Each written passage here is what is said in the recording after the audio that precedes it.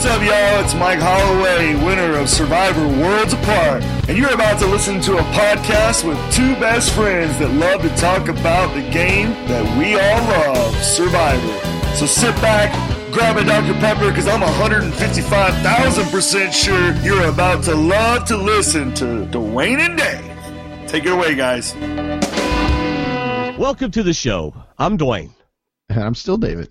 And we're just two best friends talking about the show we love, Survivor, and we're having some problems, and I don't know why. But welcome to our special postseason episode, Kelley Wentworth Tells ALL. Of course, we couldn't do the show without our very special guest, Kelley Wentworth. Hello, Kelley.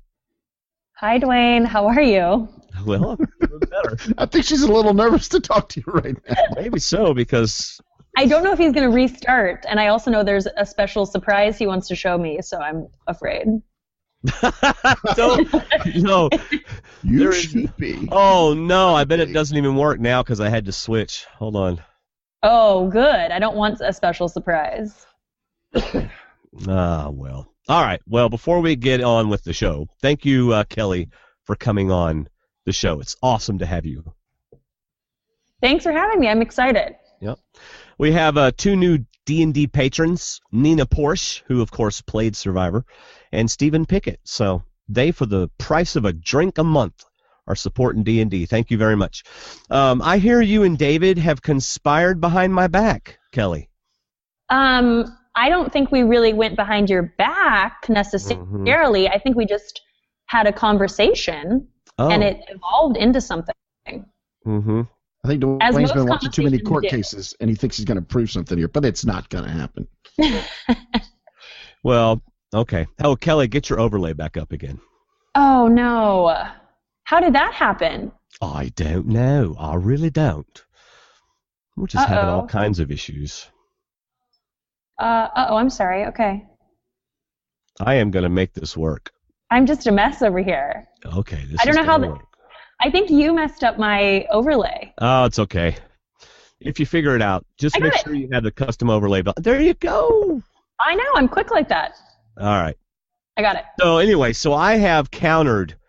So what I'm talking about is, as you know, Survivor Talk with D&D, David and I compete in the D&D Survivor Challenge, right? And we draft our teams, all right?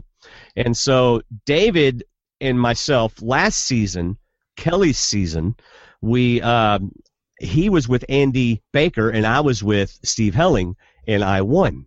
Our team won by an amazingly close amount. That was an incredible score. I mean, you guys pulled away at the end because Jeremy won, but gosh, that was tight the whole season. Yes, it was.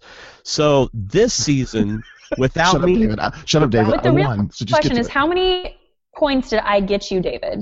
Oh my gosh, you kicked butt. You were the point leader until Jeremy won, because as soon as he won, then he got a lot of bonus points.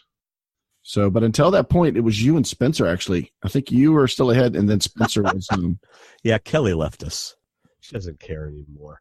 Well, her picture's still there. There, she's back.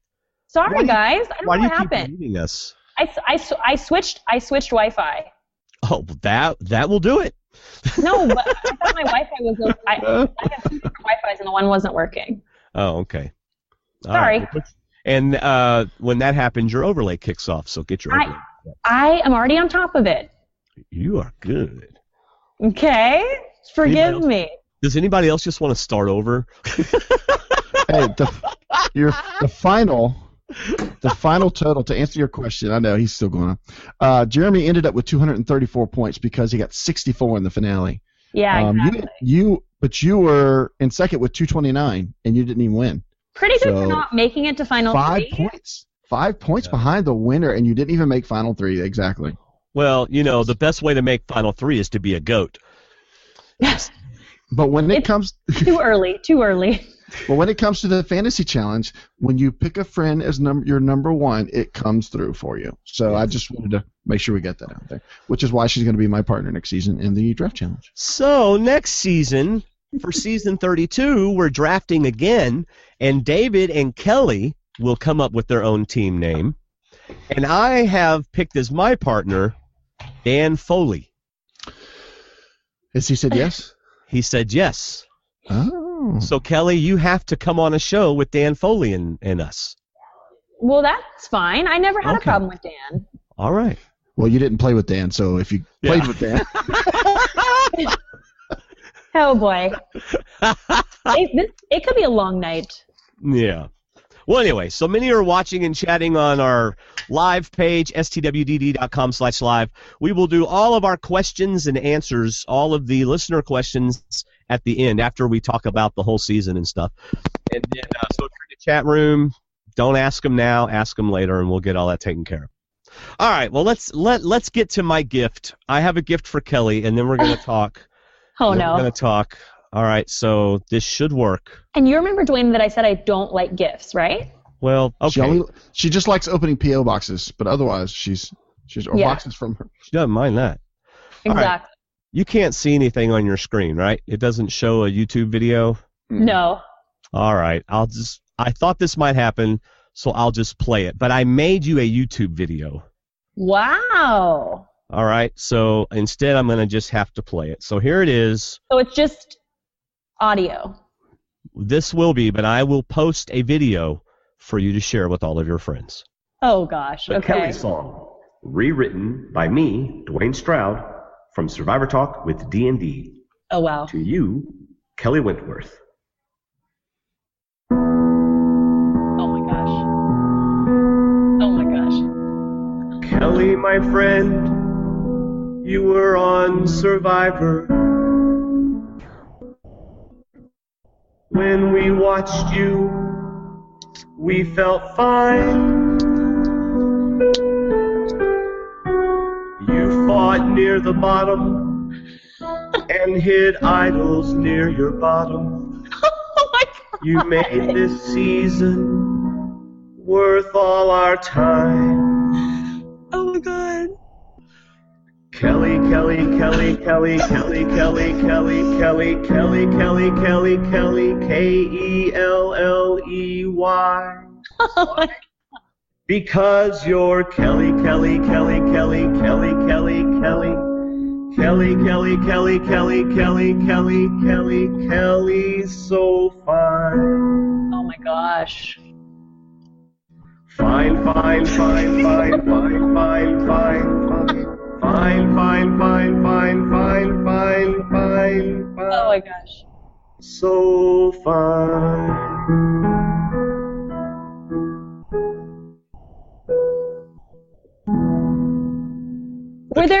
Were there pictures or something to go along with that? I put all the words on the bottom so you can. That would have been better than what we had to look at if you actually watched the video. Yeah. It's me at the piano playing the Kelley song. But what's funny is he got to the end of that first part, and I looked down at the line, and I'm like, he's only halfway through. What else is he going to sing? And then we get to the fine chorus. Fine, yeah. Fine, fine, fine. Dwayne, that was great. Thank you for that. Thank you. Kelley, Kelley, Kelley, okay. Kelley, Kelley. I especially liked the hiding idols near my bottom. Yes. Wasn't that creative? You're very observant, I see.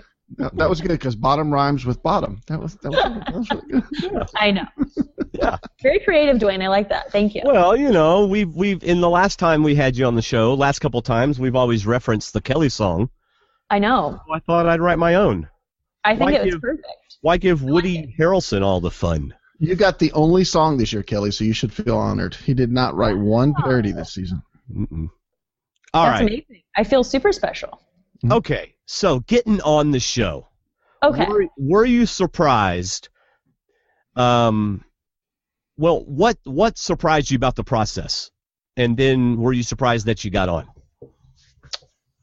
The process from just beginning to end, like getting the phone call from... No, more so, well, whatever you want to talk about, but I was specifically thinking... What was the first thing? What was the first thing you heard of about this, or what was the first iota that said, hey, this might be my time to get back on?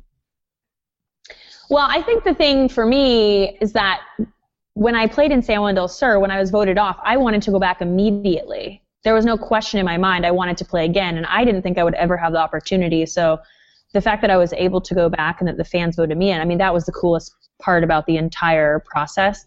But yeah, like when I played the first time, I just didn't feel like I had done enough and showed enough, and so I wanted to go back immediately. I would have gone back in the game like the next day when I was in Ponderosa. So you were like, hey, kick my dad out.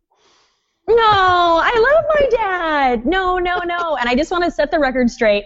My dad is not the reason why I didn't go further in San Juan del Sur. Like, I'm so sick of people saying that. I have always said all along, playing with a loved one, I don't care who you are. If you went out there with your wife or your son or your daughter, whoever, it's much more difficult for anybody. That's it. There's twice as much worry, twice as much strategy, twice as much planning.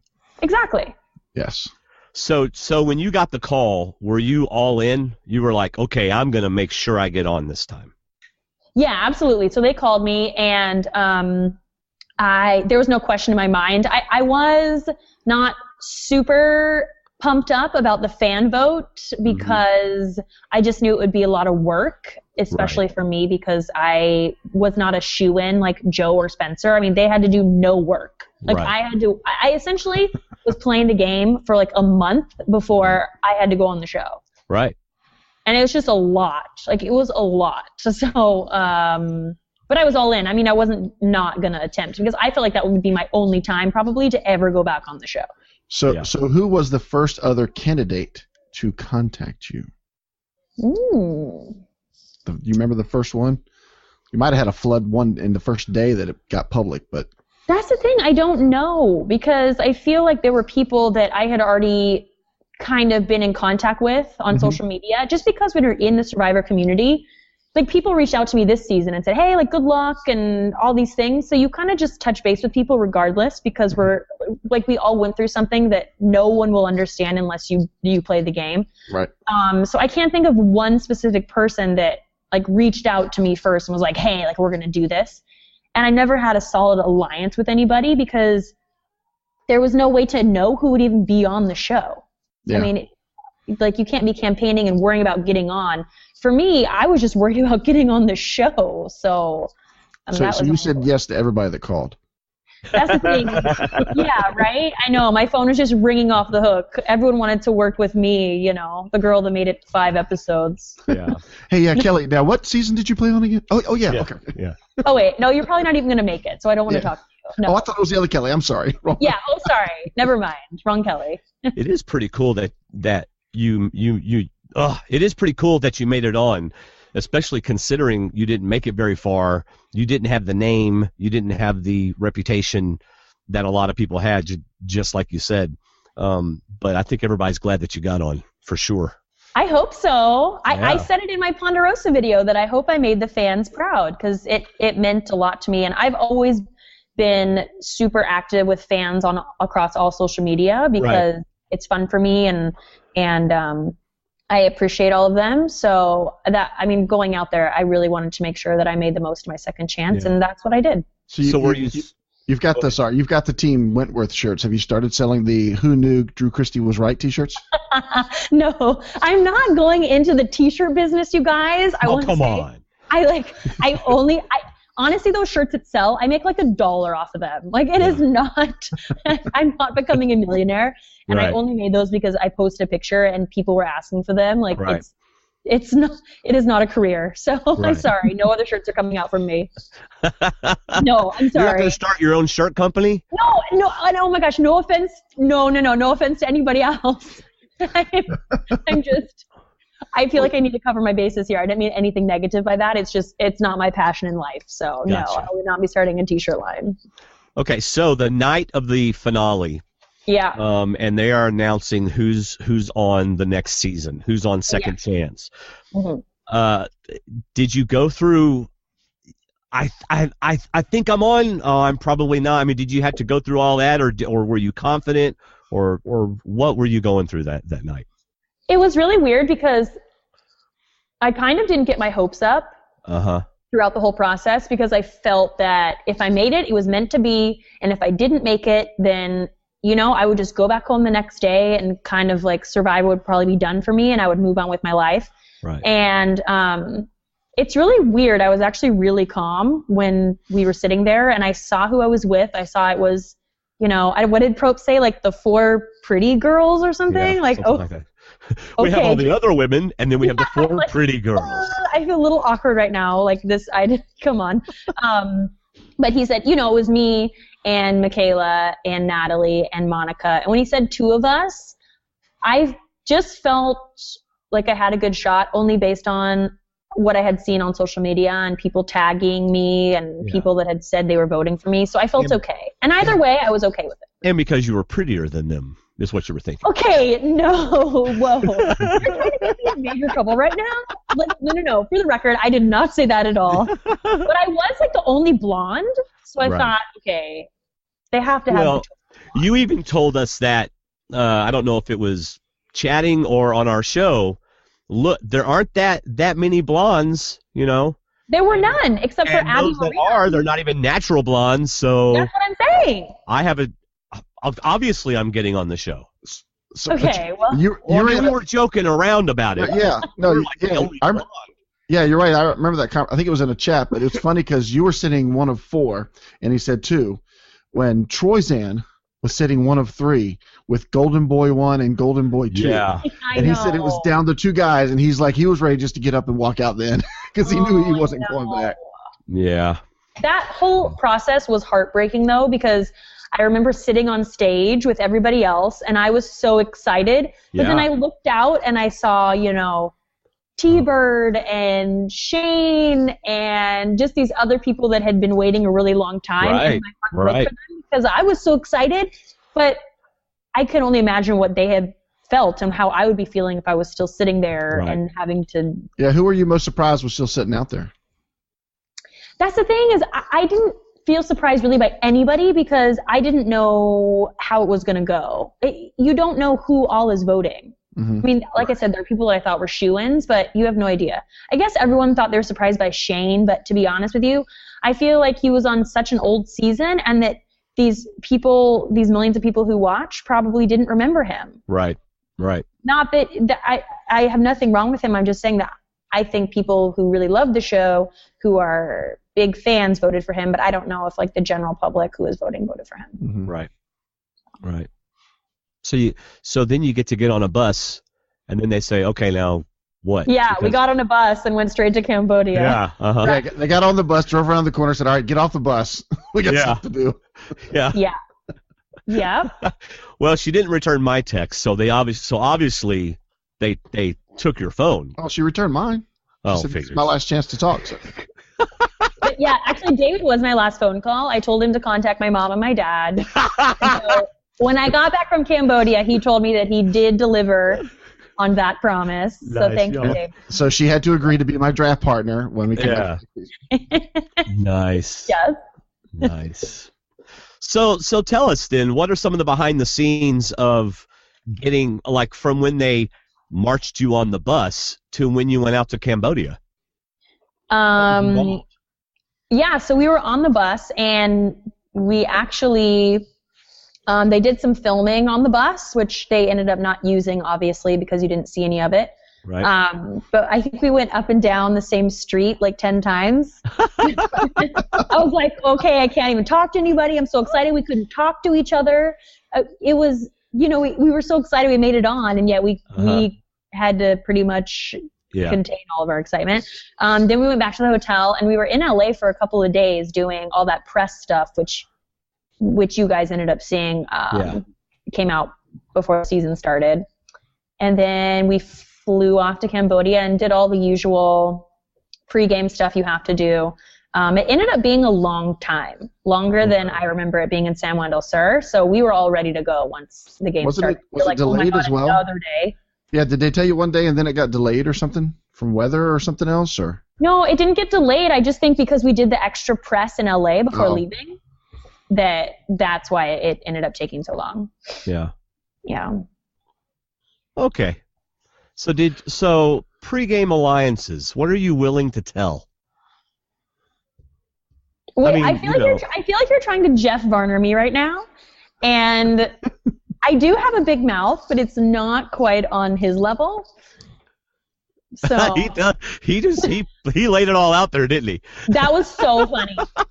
I wish I could have coached Jeff beforehand and been like, okay, so I know that 15 years ago you probably didn't do this same kind of press, but anything you say will come out somewhere. Yes. I just don't think he knew, because when he played, they didn't do all of this. There was no YouTube, there was no Twitter, all these things where everything you say can be shown, I guess. Right. Shown against you in a court of law. So I mean, what do you want to know, Dwayne? Did you, before you got on the beach, was there anybody you didn't have to speak to because you were already locked in with? Yes, that's what I want to know. I would say we're co-counsel here, by the way. Are you trying to making a murderer of me right now? Or are you trying to make a survivor? There you go. Am I Steve Avery right now? Like, am I already guilty? Yes.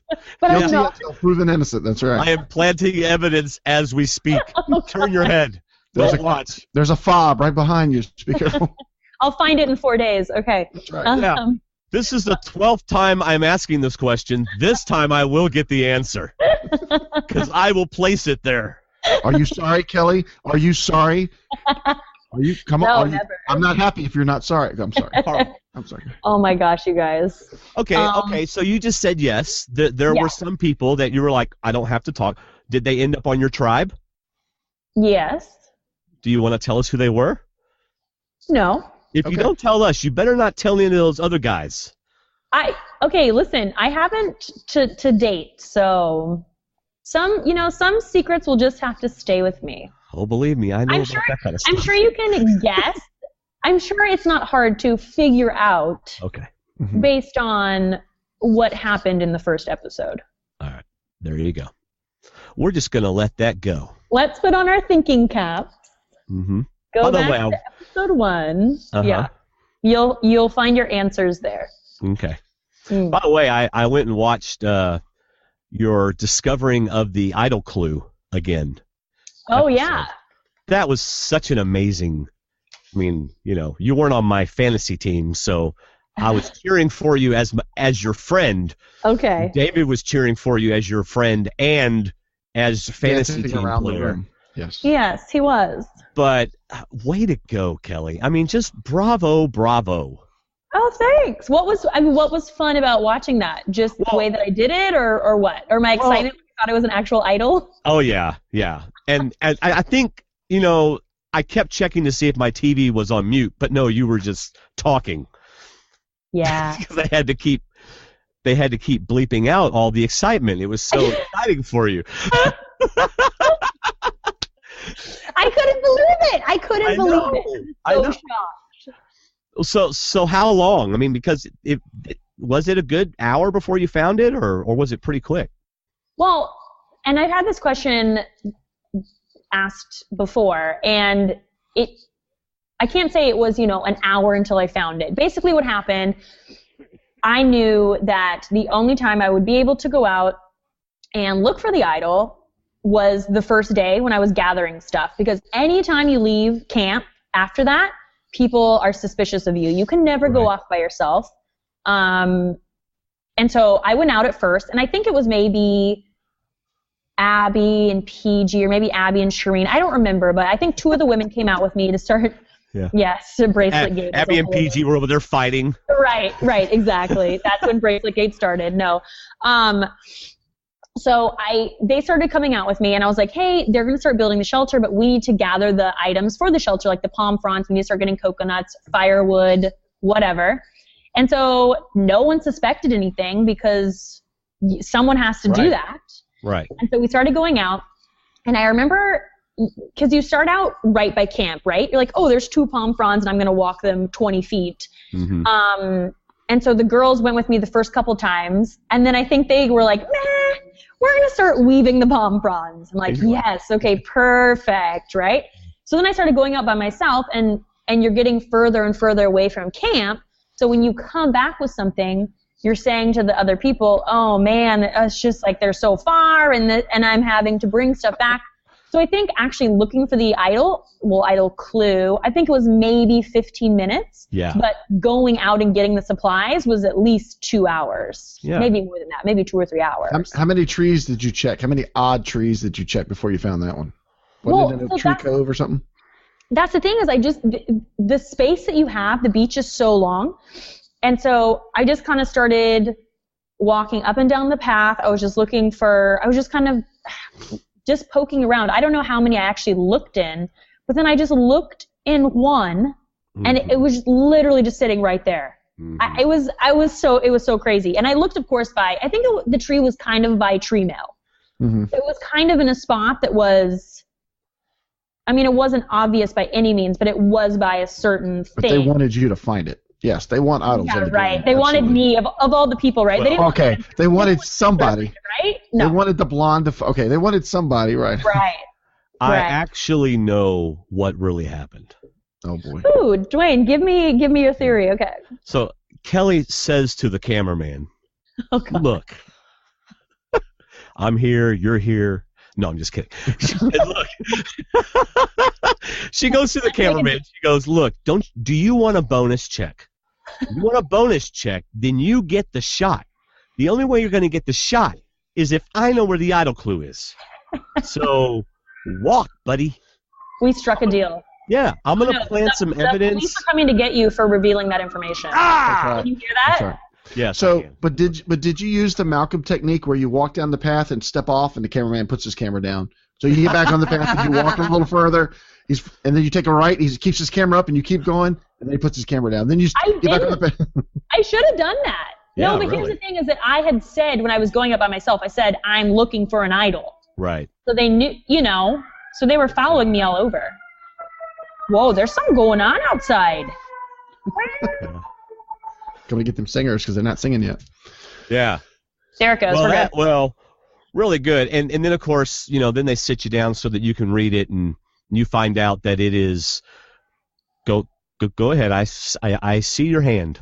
Well, I do want to say that having an idol clue or an idol is very stressful.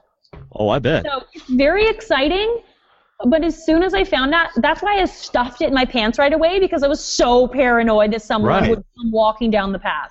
Right. And then you go to read it, and you're just like looking around worried, but then they want you to read the clue, and because I don't want someone to carry deets to like come down the path looking for wood, and I'm screwed. Yeah. So it's very stressful for anyone that thinks it's easy. It's not that easy holding on to hiding an idol. Right. Or a clue. All right. Continue. I'm sorry, Dwayne. No. It's all good. So I keep hearing myself in my own. I do too now. Okay. Yes. All right. Screw you, Apple. I want my $20 headphones reimbursed. That's right. Okay. The opinions on this podcast may not reflect. Okay. I mean, Apple, if you want to sponsor our show, we'll still. Sorry, everybody that's watching. That's okay. Yeah, but the chat room fixed it, so it's cool. Okay. All right. So you get the idol clue. Wow. It's 8:51 and we're still on day one. All right. Yeah, so I know. Oh God. Well, we had a lot of technical problems. No, we get crazy. Day one. Day one was a studio, so we're like 10 days in. Yeah. So you have this clue, and then you realize, oh my gosh, I have to get this at the actual challenge. Yeah. I mean, I remember pre-show, I texted you, and I said, can you believe, or how cool is this? And I don't know if I go find the idol, and boy, you played it cool. I have a good poker face, right? Oh, you had a great poker face. What did I say? I don't even remember. I'd have to go back and look. I said I think I would go look for it regardless. Right? Okay. Just throw it to the wind. I would find that idol. And you said, well, you don't know, because if there's people watching you, you don't want them to see you looking for it. But at the same time, who's going to watch when nobody knows? See, I was more interested to see if Kelley was going to watch the other tribe at Jeremy's challenge when he went looking. I wish they'd have showed us to see if you were watching the other side now that you knew idols were at challenges. Right. Because you were the only one that knew for the longest time. I did. So I'll answer Dwayne's question first, and then I'll come back to yours, David, about watching at challenges. I think, so initially when I got the clue, I thought it was just an idol, and you could tell I was so excited. And then I had to calm down because I read the clue and it obviously said you have to find it a challenge. Yeah. And actually, I believe your exact words were, okay, I jumped the gun a little. Yeah, I jumped the gun a little. Well, that's what anyone would think because. I know. Hello. I know. It's funny. I wasn't worried about getting it at the challenge, but I did think immediately this season is going to be very hard. That's what I thought. I was thinking, crap, like nothing is going to be. It's like they want us to work for it. That's exactly what I thought. So, yeah. That's a good thinking because they're going to bring everything back, but it's going to be harder. Yeah. Yep. Right. Yeah. And then Venus will not turn the heck around. Oh my gosh, so that's the thing. So that's the crazy thing. So I knew, so I had to do some preparation. So I had to figure out a way that I could wear shorts because I couldn't have my underwear on, and then where am I going to put it? Right. I had to have an excuse for that. And then when we were doing it, I was thinking, okay, I need to tell them that I have to be on the right side and I have to be like either near the front and grab it before we go to the mat, or I have to be near the back and grab it after everyone gets to the mat. And so we were back at camp and they were drawing pictures in the sand because Wigglesworth knew about the challenge and telling people where to go. And I said, oh, like I'm really strong with my left arm. Like I have to be on the right side. And they were like, yes, Kelley, you're on the left or the right side. I'm like, yes, okay, that's one thing out of the way. And then I was like, okay, I think I should be near the back because I don't know what the heck I made up. Just talking out my whatever. I know what you said. And then Venus wanted to be behind me because they wanted a strong male. Like, okay. Yeah. Near we know the back. why Venus wanted behind you. Go ahead. Okay. So. We saw how Venus acted at camp. Oh boy, yeah, about that. So no comment. Let's leave that in the past. It'll probably come out somewhere else. Let's try a downward dog. Oh my God. Nice. All right. Oh boy, yeah. I did not want to see his yoga moves in the underwear selection, but moving on. So we all had to get on the mat before we could begin the pole, which was the real problem. And the poles that came out from the raft were really long. So I couldn't just, reach under as I'm running because the pole was like in the way of grabbing it. I had to kind of go under the pole. So that's why I waited. And I just didn't want anyone to see me because I didn't want an immediate target. Right. So, yeah. Well, you honestly looked rather paranoid. Like, okay. I was so paranoid. Yeah, not only your own Vetus, who won't keep his eyes from behind him, but the whole other tribes. Yeah. All the other tribes are over there. Yeah. So. Yeah, exactly. Did you at that point, it was. If you won the challenge or not? Oh no, I wanted to lose because we had a plan to send Vetus home. I think I said in confessional, I said like I don't even want to win. Like I want to go to tribal council and I just want the immunity idol. Well, I think at the end of that episode, or even at the end of that challenge, the CBS or the guys behind the architects of this particular part of the game were high-fiving because nobody cared about the challenge. Yeah. The cameras and the edit all cared about your decision on jumping into that idol, which was amazing. That's what was so great. Nobody cared about the challenge. Big deal. Kelley lost. Oh, sorry, Kelley. It's too bad. And then they're asking Kelley Wentworth, do you want to do the sticks? No, I'm good. Back here, y'all. Just keep facing that way and keep doing the sticks, and we're good to go. Don't you know it was? I got a strong left arm, but it's short. They don't want me reaching through the fence. Yeah, it's that time of month, so my left arm's stronger. Yeah, anything. You know what? Anything. Shorter. I would say anything, Dwayne. But I do want to touch on what David said. It's super funny because you don't get to see all of the producers and the cameramen, and it's a lot of people. Right. Challenges, and I remember looking over, and I could tell that everyone was looking at me when I didn't grab it, when I was on the mat and I was looking back. I could tell they were, I don't want to say they were mad, but I could tell they were all thinking, like, oh, how lame, like, here's Kelley Wentworth, why'd we bring her back? I knew that was going through their head. I knew it. And so when I finally grabbed it, I looked over, and they were all, like, smiling. So it was good. So long as I didn't cheer. Way to go, Kelley! Look, the other Kelley in the back. She's got something. Way to go! Yeah. So I could just imagine. It's kind of like, okay, spoiler alert if you've never seen The Sixth Sense. All right? It's kind of like you go back and you watch The Sixth Sense. Yeah. All the all the producers and everything, they were like, man, we're giving it away. We're giving it away. But you weren't. And I can just imagine them all thinking, okay, everybody's going to know that we're looking at that one spot, you know? Right. And so I imagine looking back, okay, well, it wasn't as obvious. But I can imagine if I'm a cameraman, I'm going to be the one that wants to catch you, you know, finding the idol. Yeah. I think Jeff Probst said in an interview after that they had one cameraman dedicated to me on that challenge. Because I was thinking, you know, That's like pretty Shereen's cool. over there. Like My Shereen's own cameraman. Right. Yeah. It was pretty good because I remember in the picture it's like he was shooting from across the other tribe anyway, so he had to do a wide shot, but at the same time it was like he was focusing on the tribe. He could keep it wide enough that he wasn't pointing you out, but that would have been kind of odd for Vitas to look over and see all the cameras going this way except for one camera looking back this way. Shereen's like, what are you filming? I know she's the only blonde, but really?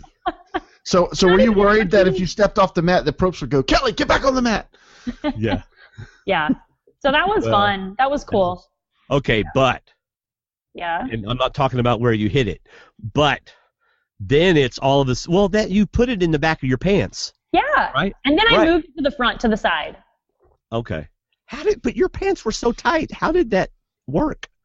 People just weren't looking. If you see me, that's why I have my hands. I have my hands like this on my hips because I was covering. My hand was on it the whole time.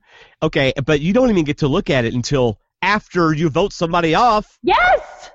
I mean, how crazy was that? Did that totally throw y'all off? No, because I was just excited that I had it, but of course I wanted to look at it. I had to wait until the next morning, and then the thing is that I had put it in my bag at that point, but it's so crazy and complex, the game, because any little thing you do, people will look at and say, why is she doing that? And so I had it in my bag, but I don't go around camp carrying my bag, you know, so I couldn't just put my bag on and like walk off into the woods. Right. So what I had to do, I wear contacts and I had my glasses in my bag, and so I said, hey, I'm gonna go put my contacts in, and I pretended like my glasses were in my bag or something, and so I took my bag to put my contacts, and then I put the idol like in my shoe. So I came back to camp, and I was like walking on the idol in my Converse. Yeah. And then I didn't even get to go do an interview for like 2 hours. So I had my idol in my shoe for that long around camp. It was, again, very stressful. The whole thing, very stressful. And it's like day 2. Speaking of all that, it seems like a cardinal sin of Survivor is to walk off by yourself. How worried were you at all before you even found the clue that at least you didn't have Kimmy on your tribe, because she would have called you out, or Savage would have called you out for walking off and searching for the idol? Yeah. They did that to Fishback. But, I mean, were you worried at all when you kept going out by yourself? Or did they think, oh, that's Kelley, she didn't make 4 episodes or whatever. She was, she's not going to be finding any idols. Or Yeah, that's the thing. I don't know when Steven went looking for his idol, but I think, again, because I kept bringing back materials, they didn't really suspect anything. And I was never gone. What? She was like he stayed away, like he never came back. Well, I don't know what he was doing, but I kept coming back every like 15 minutes. You were actually accomplishing things. That's what I mean. I wasn't gone for an hour and came back with 1 coconut. I would come back like my hands full of pom-pons. So Fishback comes back an hour later, sopping wet and nothing to show for it. Covered in mud. Where have you been? I tried to cut down a tree, but I couldn't figure it out. Why are your hands covered in mud? No reason. I didn't dig up anything. Why are you in underwear and like it's soaking wet? I don't know. Yeah. So I imagine the stress level while in the game is high the whole time.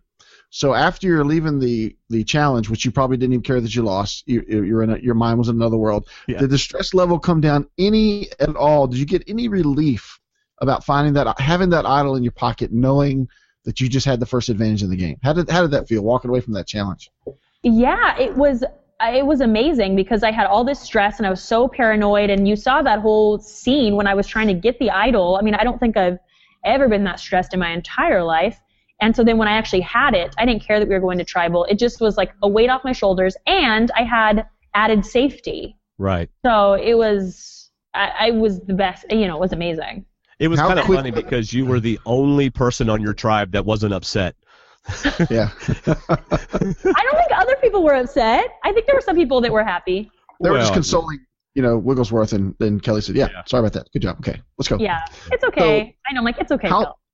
how soon did the old school, new school division happen? Before you even got off the boat to get the rice or get the goods, or back on once you got on the island? Well, I didn't know that Jeff Varner had all these different things going on, so I didn't know about an old school alliance plus Vetus and Wu. Very strange. But it was very clear on the Takeo Beach who was together and who was not together. I mean, right. Wigglesworth, Terry, Wu, and Vetus, they only worked on the shelter, and they only really talked to each other. So that it was very clear that they were all together. Right. Were you surprised that Vetus and Wu were with? I guess the style they were playing was considered old school, but I mean, if you look at the majority was there's a lot of new school players on there or newer players.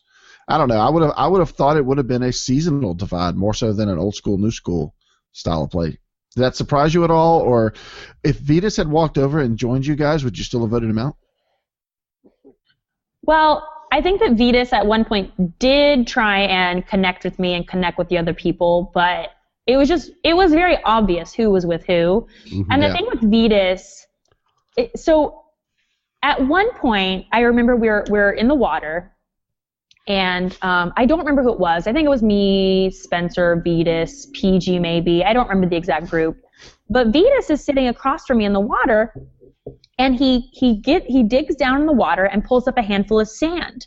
And he walks towards me in the water and goes, "Rub my back." And I'm just thinking, no. You know?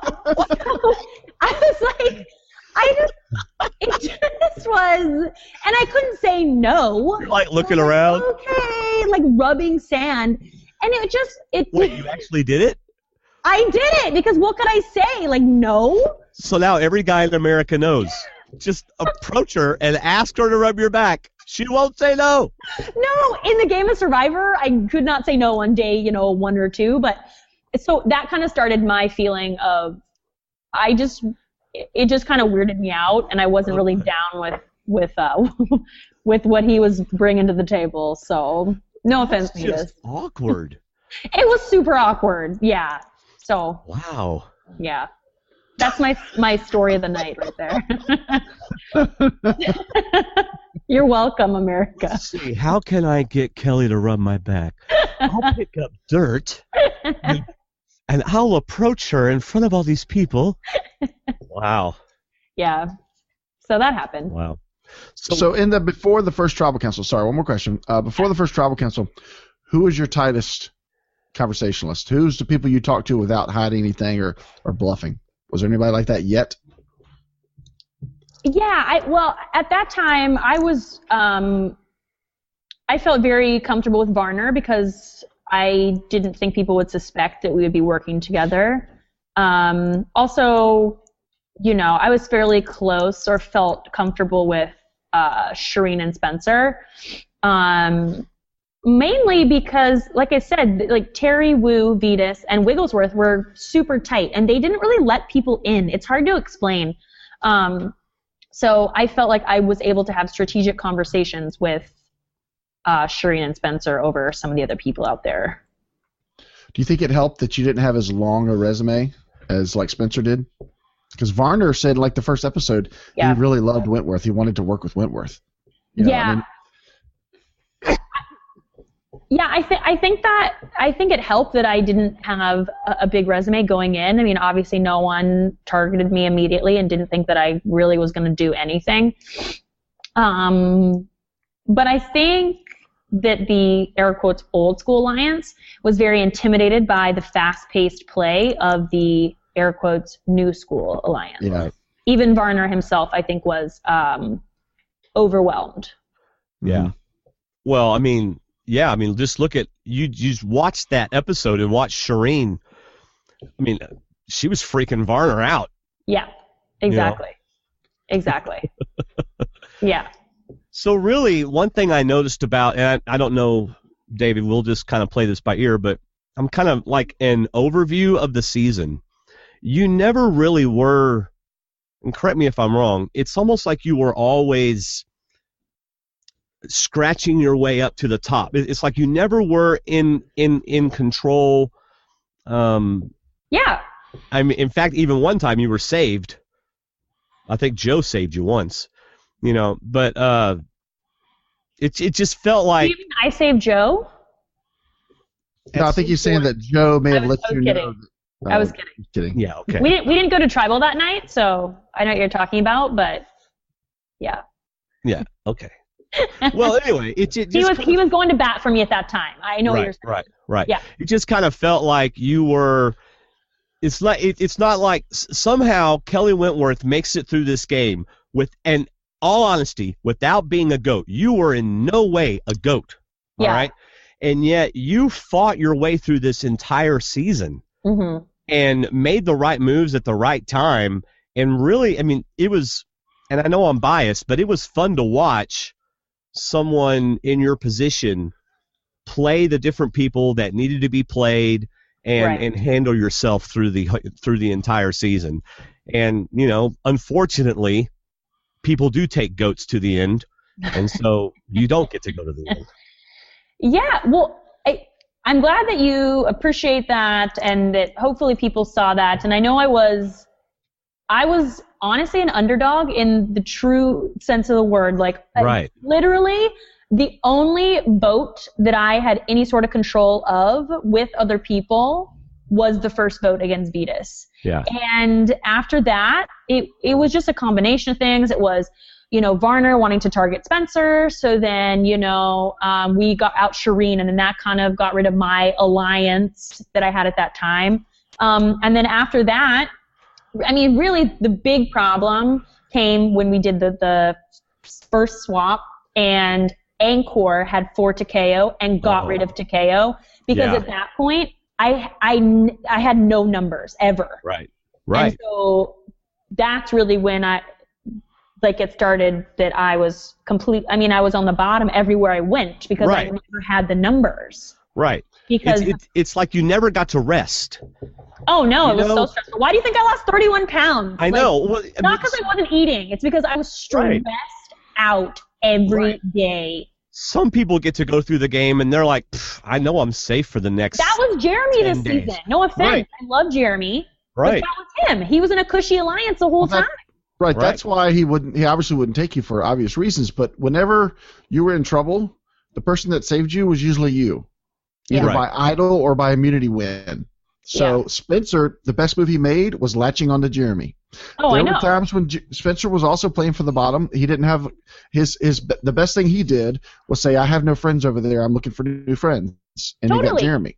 We were in very similar positions. That's exactly. You were both fighting from the bottom, but him having to explain his moves at the end was going to be harder than you saying, have you all seen the last 10 episodes?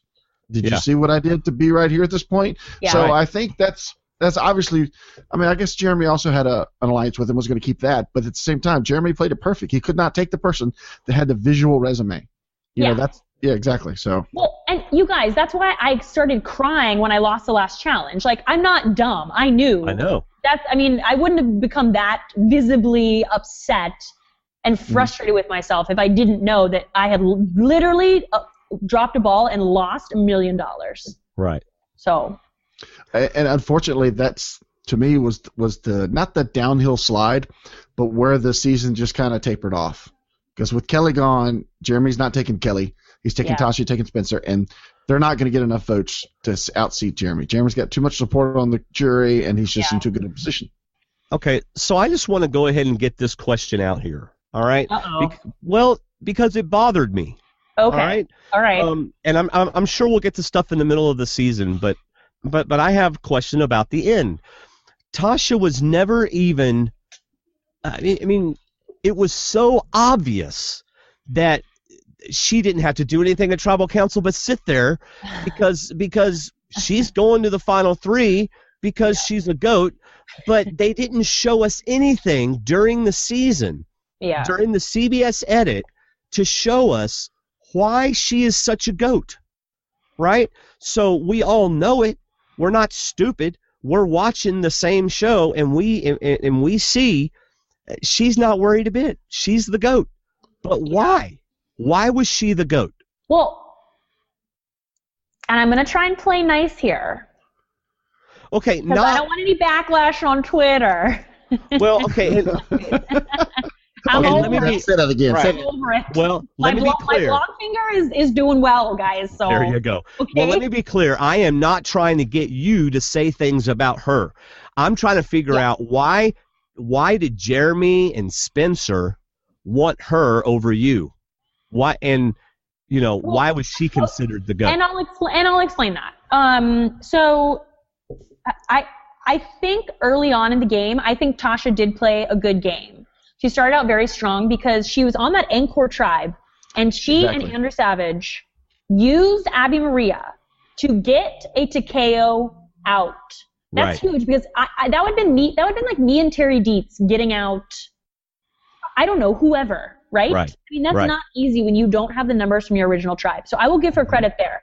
I think the problem with Tasha is that she comes across a little bit insincere. She comes across a little bit. Okay, let me give you an example. So my whole game, I was very open to everybody because that was one of my downfalls in San Juan del Sur, is that I was very closed off to people that I didn't feel close to. Right. So on the third tribe swap, when it was, I was on the new Bion, and I was the only one. I was the only Takeo. Original Takeo. So I tried to talk to Tasha, talk to Jeremy, because I had not seen them for 10 days of the game or whatever it was. And so I took Tasha aside and I said, hey, let's go sit on the hammock. I just want to connect with you, whatever, just try and build something, see where her head was at, talk a little bit of strategy. She literally looked at me and said, I just need to figure out what's going on with other people. I'm just not ready to make any decisions. And I knew from that point she would never work with me. She just wasn't willing to work with people or even pretend to entertain the idea that she would work with me. And I think that came across to a lot of people when she was only willing to work with Savage and Jeremy and Spencer. We felt like she was kind of riding their coattails and they were doing all the work. Okay. So basically, I don't think she was a goat in the sense. I don't know how to explain it. Well, that's my question was going to come up later, in that when you got to Ponderosa, what was the sense there of her game? Because no. She was getting 0 votes. Nobody respected her game. That's what I'm saying. Okay, what was because why. I agree with you. At Encore, she did a fantastic job of surviving. Her and Savage, pretty much their stock went up huge when they survived that horrible tribe. And those conditions, and that was amazing. But at this, all of a sudden, like Dwayne said, from there on, we've got nothing to tell us that she's broken anybody's heart or she's stabbed anybody. She's playing what seems to be as hard as anybody else, but at the same time, she's always in Jeremy's circle. She's always sitting beside Jeremy or always talking to Spencer. It's never Tasha saying, I'm going to make this big move. That's the thing, and that's why it was frustrating for me. And I think for some of the other people, let's say Kimmy or Abby, the women, when we tried to come up with that women's alliance, which I knew would never work out because honestly, women are so difficult to work with. I don't understand the problem. But I said to Tasha, honestly, at that time, I felt I could win against anybody, really. I felt like I could, give my case at Final Tribal. But I said to Tasha, I said, hey, lady, none of the women, none of us, are going to win if we go against Jeremy and Spencer. We're not going to win. And she looked at me and said, yeah, I get that. I just think my whole game is about being loyal and I'm just going to keep playing that way. And I honestly threw up my hands and I was like, okay, whatever. I can't respect her gameplay in that sense because she wasn't willing to make a move. She wasn't she wasn't looking out for her own game. It was weird. And I just was I don't know how to explain it, but I didn't. So it's she was settling instead of trying to win. Yeah, exactly. Well, there's more money in third place than there is in fourth place. Oh, 10 grand? Well, whatever. Hey, 10 grand would be nice right now. I mean, yeah, but the thing is, it was just weird. I don't know. Maybe because her game was so different from mine, and I just didn't understand. But instead of going all Sierra on her, you just kept playing. Yeah. Winning challenges. Playing idols. I was by myself. I was by myself almost the entire game. So. Well, I tell you one thing that I really enjoyed watching was the way, at least the way it perceived to me, the way I received it, was how well you handled Abby. Yes. So, and I'm one of the rare few who loves to watch Abby. Oh, I know, Dwayne. I know, and I love watching Abby play. I love how she puts people in awkward situations. Yeah. It's great. I don't even think I don't know. She gets a kick out of it, but I don't think she does it to get a kick out of it. You enjoy the effect she has on the game. Yeah, but I loved watching you. It's like Abby was controlled, and you did a great job. So what did you tell Abby when you got with her into the new part of the game? Yeah, tell us about this. I asked you what happened, and you told me flat out what you said. What did I say, David? I don't even remember. Shut your trap, and let's play the game. Something to that effect. Oh, I did. Okay, yeah, I did. So. Well, that was the second take. The first take was. And then the producers went, "We can't air any of that." Yeah, I'm sorry. Please say that again. Use the safe for work version. Yeah. So when it came to merge time, I feel like I had done a good job of building a relationship with Abby to that point. And so when it came to merge, and we hadn't been together for 8-9 days at that point. And so when we got together, I think she felt comfortable enough with me. And I just basically told her, hey, well, after Cass was voted out, I said, hey, we are in big trouble. We're on the bottom. I said, we do not need to make waves. And so just shut up. Let's sit in the shelter and just see what comes to us. Like tomorrow's a new day. Don't go getting us in trouble and putting our names on the block. Just chill. And how did she respond to that? I might have said it in a nicer way. I don't know at that point. I think she was like, yeah, you're right. I think she just was like, yeah, you're right. She was really mad that I voted for Cass. She was really mad. Oh, okay. Yeah. And so I had to say to her, Abby, I'm trying to protect us moving forward in this game, and me voting for Cass, she was going home anyway. I have built relationships with other people that are going to help us. And I think she understood that. And it ended up working out because of everything that happened. I think Jeremy played a great game from a dominant position, but I think what really showed Kelley's strengths were not only being able to work with Abby and consistently work with her, but I think, I don't know if it was the third or fourth episode where it was right after you kind of threw Dietz under the bus, I guess, but they showed you in a conversation while he's out in the water with Keith and Joe, and I think Wigglesworth, and was Abby there, or was there somebody else with it? No, because it was Sierra, Cass, Joe, and Keith. And you were sitting with them as if you'd known them for years. And that's the attitude and the temperament you got to have, especially when you step into a new situation where you're the only one. Yeah. And that's the difference. And I hate to say it, between what Kelley just said and what Tasha said to Kelley. You got to take every phone call. You got to agree to every pregame alliance, and you got to talk to anybody that comes up to you and talks to you. That could be a future jury member. And watching you sit around with Joe and then with the other people, it's like, look, she's already in. That's a social play. That's a big part of the game, is playing the social game. Yeah. I mean, I could have gone off in the woods and cried and been like, I'm here by myself, but it's not going to happen. You have to make people feel like you want to be with them and work with them, and everything else, you have nothing else, and it doesn't matter, and this is what matters right now. And right. So do you have a favorite memory of the season? Well, I have a lot of favorite memories, actually. We'll share some of them. We'll take all of them. Well, I think obviously playing the first Idol was super fun because I knew that everyone was voting for me, and so to know that I had that in my back pocket and that everyone was like, sorry, but one of you is going home and you don't even know it, that was super fun. But also the reward challenge where Keith took us in the tuk-tuk. Oh, honestly, that was pure joy. Like, I forgot about the game. It's one of the best moments that I've had in years. It was just so fun, and I was genuinely happy and laughing and not even thinking about the game. And so that was probably one of my favorites, besides playing the Idol. Right, and playing the Idol was part of the game. So you were still in the game. But see, I can imagine, because you and I and David had just talked about how the whole game, you're like constantly trying to make sure you stay in the game. Yes. I can imagine just being on the tuk-tuk. Yes. Enjoying it would be, Sorry, it was David, so go ahead. fun. And I actually do have a little insider story if you want to hear it about after that. I guess so. So we have to take,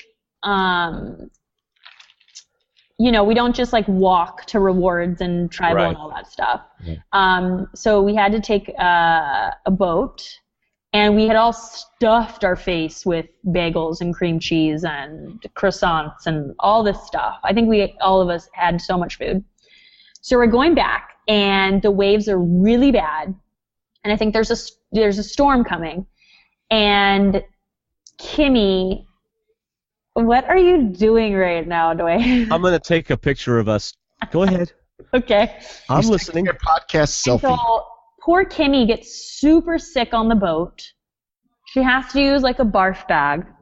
This makes Keith get sick. And he like because we're in the little underneath part because we can't see anything. Mm-hmm. He like runs up the stairs to the back, and the production person is like, "You can't come up here." And he's like, "I'm gonna Ralph down there if I don't go off the back of the boat." And he's like runs to the back of the boat, and so like he's like throwing up off the boat. Like Kimmy's underneath with like the other four of us like puking in a barf bag. Oh wow! It was not their finest moment, but it just kind of ended the whole experience, if you will. Okay, I guess we're back in the game now. Yeah, I guess we have to go back to the beach. Yeah. Speaking of your tuk-tuk driver, how would you rate Keith as a strategic threat or somebody playing the game? Really? This is mostly a social game.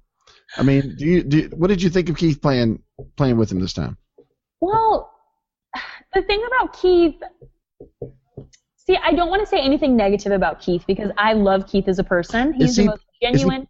Is he playing against the game first, like he said in that one confessional, that really surviving the game is all he's trying to do, more so than build anything or strengthen anything? Yeah, I mean, the thing is that like Keith's not coming up with any plans. Right. And he's just kind of trying to fit in wherever and get to the end. And I love Keith. Yeah. That's what I said during the show. Yeah. Keith's with whoever talked to him last. Yeah. Right? It's whoever happens to be sitting around where Keith is. That's where Keith's going. Yeah, it's and in a sense, having someone like Abby on your side is very difficult to manage, but having someone like Keith is also very difficult to manage because he kind of goes wherever the wind blows him. So, right. I remember when we had that Stephen Fishback plan, and it was the 5 or 6, whatever the number was, to get rid of Fishback. I think I told Keith 25 times, like, it's still Fishback. It's still Fishback. And he would come to me and go, fish? And I go, yes, Keith, it's still Fishback, And he's like, Fishback. And I'm like, yes, Keith, I said that 5 minutes ago. It's still Fishback. Don't change anything no matter what anyone says to you. So did he come up to you one time and say, it's him, right? Sitting right here. It's still him? I know, right? He's like, this guy. I'm like, oh, my God. But I love Keith to death. He's so funny. And, like, our bond was so weird and fun, and I love Keith. Yeah. I think his edit is pretty real, and that he's one of the nicest people you could meet. I just, like Dwayne, I saw him playing from the outside. He was playing the game, but at the same time, he was just, when the music stopped, he fit into the hole that was right there. Yeah. And that's just kind of how he played. Yeah, I mean, the thing is that it's funny because he was really attached to Joe, which was really weird. But I do have to thank Keith because that night when everybody wrote my name down, he would kind of did a little sneaky thing himself and came over to me by the shelter and like wrote my name in the dirt. Really? And then wiped it away. So Keith had my back a lot of the game. It's just that, he went with the numbers that time, but he came around. Yeah. He came around. When all those numbers went away. Yeah, I know, right? He came around. He's like, okay. But to Keith's credit, he, along with myself, wanted to get rid of Jeremy like right after the merge. Right. And we just couldn't get the numbers because, Spencer and Joe were kind of going back and forth and were so dedicated to Jeremy for some reason. Yeah. But Keith did want Jeremy out for a really long time. That kind of reminds me, this whole block versus alliance thing, is that even real, or is it just wordplay? I mean, was there really a difference in the way it just seemed to me like there was a word associated with it now, that Fishback decided that this season was going to be all about blocks, and so therefore it is now all about blocks. I mean, but to me it just seemed like normal Survivor. Well, I think there was never really I don't know. I guess there was a dominant alliance because Spencer, Tasha, and Jeremy seemed to be together for a while, and obviously went to the final 3. But I don't think it was a regular season where there were, 6 or 7 people who. I mean, because if those 6 or 7 people would have stuck together, that means it would have been Cass, Sierra, me, Abby. Yeah. So I do think it was a little bit different in that sense. But it's funny you ask that because somebody sent me a video of Tony's Survivor Live after he won. Uh-huh. At one point in that, he said that one of the ways he won was by using voting blocks and using people to get rid of other people. So is it a new term? No. I don't really whatever. I was just playing the game to win. Right. I don't care what the hell you want to call it. Yeah. I was by myself pretty much. So I think it has a higher level of strategy because this season was obviously full of people who knew the game. Right. Yeah. There was no group of 8 from day one that were going to stay together till the end because everybody had resumes, everybody had ideas, everybody had chances to win. So you don't want to align with 2 other people that could take you out of the game at any time, like a Spencer or somebody else. And you don't want to align necessarily with Joe or Jeremy for full time because you don't think you can beat him at the end. So, like you said, to me there was no group alliances, no true tribe alliances, because the final alliance was from 2 different tribes. Jeremy, Tasha, and Spencer. It's whatever worked, and what worked was using the blocks whenever the blocks fit your plan. Right. So I kind of see it. Some pre-game alliances going on there, but Yeah. Well, some Luzon things. I don't know. Never know. Hey, so looking over the whole season, if there's 1 or 2 challenges you wish they hadn't done, do you remember what they would have been? Which challenge did you look at and say, really? I really don't want to do this, or just walked away from saying, gosh, that was terrible? Well, I think that at the merge, because there were so many people, they had to keep, they could only do so much with the individual challenges. So I was over the 3rd ball balancing challenge. Hello. I'm like, come on. Well, mostly because I wasn't good at it, and so I'm just like, okay, I have no chance against 12 other people doing this. Right. But it just was boring. I'm more of a puzzle person. I loved the Final 5 challenge where it was the obstacles and the puzzle. I love stuff like that. The nighttime challenge where we had to answer questions, which I was terrible at. But that kind of stuff. Second idol challenge, yes, I remember that one. So, the second idol challenge, yes, that was good. Yes, that was the one, yes. Yeah. Well, could y'all hear all of Probst's comments, or were they just ad-libbed in later on? During the ball challenges? During which one? The ball challenges. Well, you block it out. That's a funny thing. I totally block him out. Oh, really? Yeah. Oh, you know what I want to hear about? What? I want to hear about whenever Joe passed out right before Keith would have passed out, and just kind of talk us through what that was like. Obviously, y'all all wanted Joe to lose. You mean when I had to block 1,000 angry housewives on Twitter? Yeah. Yes. Just a bunch of cougars. but I mean, obviously you didn't know the guy had passed out right away, so I'm just kind of curious what that was like out there. Okay, yeah. So I do actually, if you don't mind, want to talk about Joe a little bit because I felt like I was aligned with Joe, and I thought we had each other's back. Mm-hmm. And I actually said to Joe, because the thing about Joe is that, oh God, I have a hair in my mouth. Oh.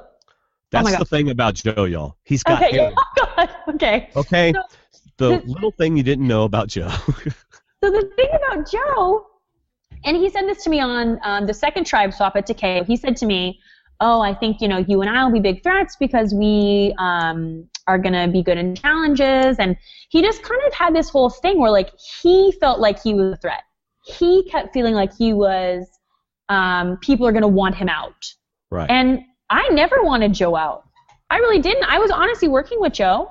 And I said to him when Merge came, I said, to be honest with you, I said, I think if you're going to win these immunities, you are putting a target on your back because nobody in this alliance here wants you out. Right. And I understand his concern and winning, but once he won 2, 3, it was a no-brainer. And like I had not wanted him out to that point. I genuinely didn't. So going back to the challenge where he passed out, at that point he had won so many that it wasn't even that I felt like I couldn't beat him at the end. If he went with me, I would have gone to the end with Joe. I had no problem going to the end with Joe. But I felt like I wanted to win immunity. Like I just wanted a fair shot. And I felt like with him in the game, I think we all just wanted a fair shot to win. And so it wasn't about taking him out because we even didn't think we could beat him at the end. It was because we just wanted to be able to play too, you know? So when he was there and we were all sitting there, we all were holding each other's hands, even the guys. We all wanted Joe to lose because we just wanted Joe to lose. Like we were tired of him winning and we wanted Keith, the old dude who's 55, to like beat the golden boy. It wasn't, I don't know how to explain it without it sounding bad, but well, no, it makes perfect sense. You know? So then when he fell, so Abby was behind me and she actually like screamed like, ah, because I think she was excited. And I actually turned around to her and said, like, don't get excited. Like, even if he lost, we don't want him to know he's going home. We don't want him to know we're excited he's losing. And so then I turned back around and that's when we saw that he was like still laying down. And we all were like, oh my God, like something happened. He didn't just go out of the challenge. Like something's wrong. And even Jeff Probst didn't know something was wrong right away. Right. Yeah, I noticed that. So that's when we all were like, oh my God, like what's going on? It seemed like he got up kind of quick. Was it really that short a time or was he down a lot longer? Oh my gosh. You lose like a sense of time out there. But I would say he was probably down for 20, 30 minutes. Wow. The thing you didn't see is that Keith was also needing medical attention as well. The same amount. Right. Yep. Now, speaking of medical attention, I know that you're all sweet and nice and everything and everybody buys that. But I heard where you tried to take out another survivor in another challenge by trying to knock them out by throwing something at their head. Oh my gosh. Yes. Was that the one where Jeremy found the idol? Was that the same challenge? That was, yeah. Okay. So in that challenge with the confess. Come on, tell the truth now. I will tell the story. So it wasn't a wheelbarrow. What the hell? Just a wagon. Excuse me. Yeah. We had to take the wagon apart and put the wagon together. So when it got to the part where we had to go over the bumps in the dirt and it had obstacles in the way, there were a bunch of coconuts. And so Cass, Sierra, and myself decided to toss the coconuts onto the other person's or the other team's track, if you will, because Bion was next to us. So we were all like picking the coconuts up, throwing them onto their area. Well, Cass was in the way of one of my coconuts and I threw it and it like bonked her on the head and she was like, no! And I'm like, oh my God, I'm so sorry, Cass. I literally like chucked a coconut at Cass's head and it totally hit her right on the side of her noggin. So, nice. Cass, I'm still really sorry about that. It's gotta hurt. Yeah. She was literally holding her head like, oh my God, what just happened? I'm like, keep going. I didn't know about that, David. How'd you find out about that? I think Cass said, you probably can't tell, but I'm still in a bit of a concussion state while we're doing the puzzle or looking at the puzzle. Ask your little friend why I'm feeling this way. Yeah, I totally got her right on the side of the head with a coconut. Yeah, she thought it was funny. Yeah, it was pretty funny at the time. So what did you think of this cast? Because this was not the cast that everybody was suspecting. Dwayne and I have had the privilege of talking to her privately and talking to her in a podcast, and we love Cass. We've got friends, listeners that love Cass, and this was the Cass that we were getting to know. And where's this chaos Cass? Where's this other person? Did you not see, oh, she's trying to play a different game, she's trying to be nice, or did you just feel like she was playing as herself? Well, the thing is that on Cagayan, I mean, she did what she had to do, which I totally understand. And yeah, she named herself Chaos Cass, and I said in the beginning, like, oh, nobody wants to play with her, but of course you have to pick somebody you don't want to play with. I, of course, going into the game was a little bit concerned about her because I didn't know if she was going to try and be even crazier. But when we got out there and I was on the tribe with her, honestly, she is one of the funniest people on the entire planet. She has the most amazing stories. Oh, yeah. I cannot even tell you. We would just sit in the shelter, and Sierra and I would just laugh. Like, it was so funny. She's so animated and it's so great. And I just really liked her. I really like her. I love her as a person. I think she's amazing. What I was looking forward to for this season was watching people play a different game. Yeah. Because you couldn't necessarily come out and be the same person. Fishback, he was so labeled as one of the smartest people to play, and then everybody's going to be watching for that. And then you had the good fortune of your canvas was hardly even painted on. You were a younger player, and they didn't know, which was great. Even Varner had played so long ago. I remember Varner. I loved Varner in Australia, but I mean, coming back this season, he didn't make the merge. But like Spencer, to me, started out different, but by the end, he was Spencer. The kind of the Spencer that we thought was going to play, but I was really impressed with Cass's play. I thought she was doing great. And what made her the target? Was she just the most threat that they wanted to get rid of at the time, or why was she singled out over Sierra, who also was Sierra to me played a similar game, but she seems like another smart player that's going to try and make big moves. Why Cass instead of Sierra? Or do you know and don't want to share? Oh no, I do know. There were a couple of things going on there. One of the problems is that we came into that thinking that Bion 5, the Takeo 5 from the second swap were strong, and that we would have Spencer and Abby as well. So that was issue number one, because we thought we had a group of people and that we could target whoever on the other side, which we didn't have those people. The problem at that point then is that Spencer and Joe were going to the other side, asking them who they wanted, and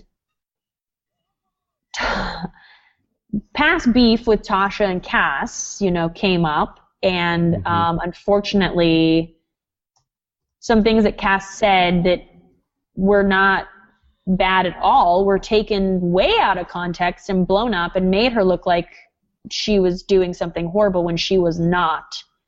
And so I think at that point with 13 people, when one person was so strongly wanting someone, everyone else just kind of stepped in line, because I don't think anyone wanted to make waves at that point. And they wanted to see who was with who after a vote. And so I think that Tasha going after Cass was just the easiest vote for everybody else. We're like, okay, this won't make waves. Like, it's Chaos Cass, and Tasha's, she's saying this. So, like, we'll all just agree to it, and then, tomorrow we'll make a big move or whatever. So if it was Cass and somebody not in that original core, it might have been different, but like you said, it was the wrong person, to get into an argument with or get in discussion with, and then I just gotcha. Exactly. And there was nothing that I could do. I was bummed about that, and that's why I wrote her name down, because Joe and Keith and Spencer were so strongly with the other group for some reason, wanting to vote against her, even though we would have had the numbers. There were so many relationships going on that obviously were stronger than ours. So like you told Abby, you were playing for the rest of the game. You don't throw a vote against somebody when you know it's a wasted vote that early.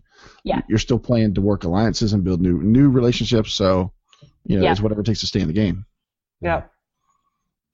So did you know your dad was coming on the family visit, or did you have a couple of options?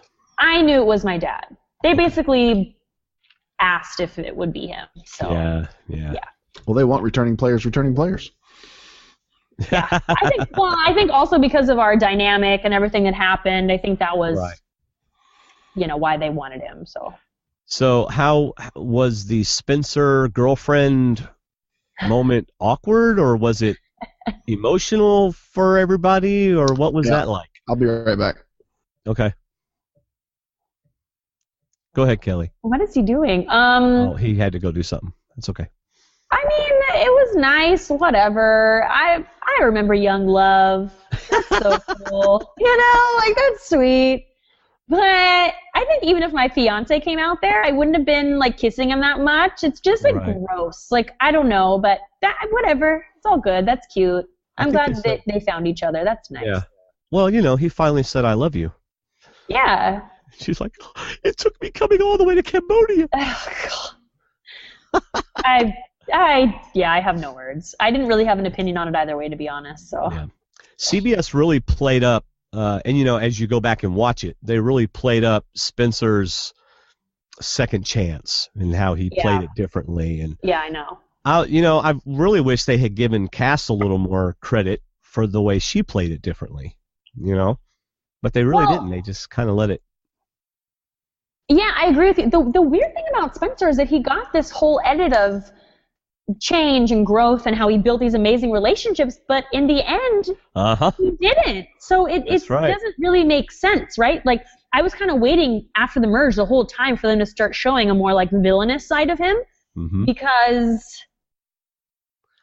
everything you saw, like, it wasn't all, like, rainbows, you know? I mean, you started to see it in literally the finale episode, or of him and his kind of how he was acting, and so I was kind of shocked, to be honest with you, that he got such a heroic type edit, I guess, pretty much the entire season. Yeah, and then at the very end, I mean, was that really an awkward moment whenever he basically threatens Jeremy? Well, it was super awkward. I mean, the thing is that Jeremy had told me on the beach that, he like threw me a bone and like, oh, would you make fire? But a minute before that, he had said, like, the jury loves you, I can't take you. So I'm not an idiot. And so I think at that tribal, when Spencer was doing that, it was just, I was kind of cringing inside. And I wanted to say back, like, oh, well, if I go to the jury, I'm going to do the same. But I just felt like at that point, I knew I was going home. Honestly, and I didn't give up the entire game, and I didn't give up even after I lost immunity. I went to Jeremy. I tried to convince him. But honestly, there was a 0.01% chance, regardless of what I said at that tribal, that Jeremy would go to fire. See, it's funny because we talked about this. This is actually what I was wanting to bring up when we got back in here. Was that to me, the Spencer we saw at the end is the Spencer that Probst said could not win Cagayan. That's the guy he was expecting to see play the way he came out. So you're saying that the edit during the season was misleading to the point, because I remember talking, I said that I'm just, his edit is more like a red herring to me. I don't see him winning because I just think they're shoving it too much in our face. Just like Rey from Star Wars, who her parents would be. They're shoving it too much in our face, and it must not be true. And I remember telling you that I'm not buying this, and you just said, well, just keep watching, you know, but she would never tell me anything. But anyway, I just felt like at the end, as he's saying that, there was no point in you saying that because Jeremy's looking at Spencer was like, keep talking, dude. Just keep talking because you just lost the half a vote you were going to get. Yeah. And so, David, what I was saying before when you weren't in here a minute ago is that I was kind of surprised that Spencer was looked at kind of as this like hero the whole game up until the final episode, the finale. Not that he wasn't like that. If you think back, he was an underdog like me early in the game. But the thing with Spencer, and I like Spencer, I don't know, he seems to have a problem with me now, thinking that I'm mad at him. Apparently he's like unfollowed me on Twitter. Someone told me this. I don't know how people are paying attention to this. I have no problem with Spencer. Everything I talk about is only in the game, okay? And towards the end, when he did have a position of power, his attitude changed completely. Right. And if I had been in a position of power, I wouldn't have started treating people that badly because there's still a game to play, even if there are only 5 days left and you know you're solidly in the final 3, you still don't like turn your back on people and change your attitude and say things like, oh, Kelley, ooh, I know what it feels like to be in your position and know that like you're on the bottom and you're not really going to make it to the end, but you're like, I understand you're going to do what you have to do. Like, why do you say that to somebody? or you mean the double idol tribal council where he says we are not changing our votes. So you people are going to have to make a decision which one of you is going to leave. And it's kind of like, hey, Spencer, do you know the jury's sitting right there hearing everything that if you're going to say something mean, say it in private. Don't say it in front of the people awarding $1 million. It just wasn't smart. And when I got voted out at that time, I mean, when I come in the jury house, everyone's looking at me like, what's happened the past day or two, because I don't know what the hell Keith told them. So I'm like, let me tell the real story. Turns out he didn't tell them anything. He's been talking to the locals. Keith was like, well, did you see his Ponderosa video? Yes, I don't know, maybe it is real.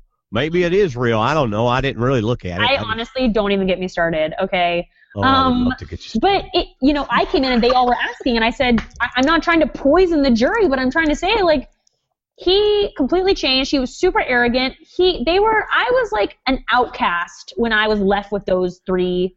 When I was there with Keith, we were outcasts. Like, they wouldn't even talk to us. It was just super awkward. And I think if Spencer had continued his underdog attitude just all the way to the end, he did have an okay chance at winning. There you go. Yeah. See, that was my question earlier about the jury. When you got there, of course, Joe brings you. He meets you at the dock. You're the only one he met at the dock with a nice drink. Well, that was very sweet of Joe. Yeah, he'd been trying the whole season to, He didn't hear about the sand back thing till afterwards. So.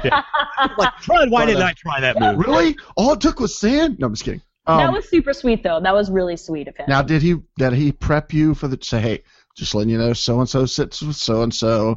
They don't talk about this. Savage doesn't talk to. So he didn't give you any prep talk before you got in there. No, I was Savage so is adamant, being savage. I know you were still. Hey, I know the feeling of getting voted out and wishing you want to go back in there and rip people's head off. But anyway, what was it like when you get in it? Do you remember when they started talking about Jeremy, Spencer, Tasha? Do you remember what the mode was like? Was it like, I can't believe it, the way Spencer's acting right now, or is Tasha still playing, or is she just carrying a camera? What is she doing, or was there any did you know at that point it's all Jeremy? No, I didn't know what other people were thinking. I knew that Tasha. I figured with that final three, Tasha was for sure getting 0 votes. Mm-hmm.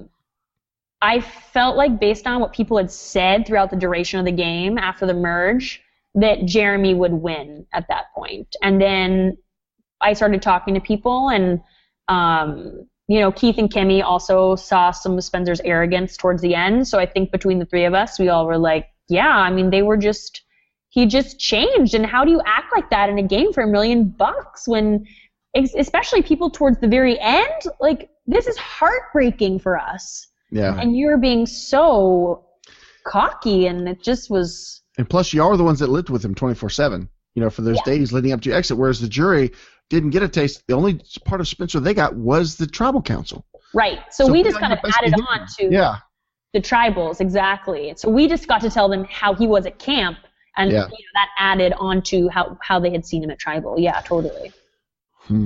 So I want to ask is, when did he lose any votes? Do you remember, was it you think towards the end or earlier on when it just seemed so heavy towards Jeremy? Because I was thinking, Jeremy, there is an inkling of not wanting to take Spencer as well, but you definitely had more votes than Spencer, in my opinion, coming your way. No, Jeremy was. They wanted me out at Final 4. They wanted me out at Final 5. They wanted me out at Final 6. Like, they were not wanting to go to the end with me. So when I got to Final 4, and I didn't win, there was never a question of Spencer getting more votes than me. Right. Never. Yeah, like I said, you were the only one that didn't have to show your resume because everybody'd seen it. Right. And I also was honestly, part of my social game, unlike, let's say, Tasha or even Spencer, I tried to be very kind to everyone, even people that I wasn't even aligned with. I always tried to be, if they won, I was supportive. If, like Jeremy played his idols and I went to him and I was like, you dog, like his first one, I said, I know where you found that and I want to know. And we weren't even working together. We were kind of like enemies the entire game, and I still tried to be kind to everyone, and I think the jury appreciated that based on the people that were left at the end. Well, you two were the two that had the two idols. I mean, that's the way it's like you two celebrated that tribal. That was kind of a neat reaction that you had towards each other. Yeah. I knew you were up to something. Well, I knew you were up to something. And you just laughed. And everybody else is going, uh-oh. I know. That was really fun, actually. I mean, I wish that I had put a vote on Tasha, or we had voted Tasha, but you know what? You don't know. You don't know. You have to make the best decision you can in that moment, and it doesn't always work out, and you look back and you're like, crap, what if I had done this? But I feel like in the moments I made the best decisions I could at day 37, 38, whatever. Yeah. Well, do you remember what your thought was when Jeremy played his idol for Steven? Do you think it was an attempt to win his favor, knowing that he was probably going to go again the next tribal council, or was he actually trying to change the game and keep him around? He was trying to change the game. I think that they, at that point, thought they had the numbers and everything was shifting, that there never really was a tight group of numbers ever. Right. You couldn't count on anybody. So I think he was trying to save Steven and hoping that they would get rid of one of us, Sierra, and that they would just move forward in the game. But the problem is that Jeremy proved to everybody how close he and Steven were. Yeah. And that made it worse because we were like, well, crap, they're super close. Yeah. We'll never get in with that. Did you think he had to have had a second idol since he played the first one on someone else? No, I didn't. No, I didn't at that point. I didn't really think about it, I guess. I mean, I thought there would be another idol, but I don't know. Yeah. All right, so serious question here. Okay. Oh, boy. How do we get Keith to play or to use the fake idol effectively, Kelley? Looking back on it, what would thou do differently? Well, don't give it to him for one. Yeah. Well, give it to him at tribal. Okay. Here was my major mistake. My mistake was in forgetting that Keith is not a normal Survivor player. Right. And would think the way that I or other people who are at Final Five and close to $1 million would think. Because in my mind, I'm thinking this could potentially save me.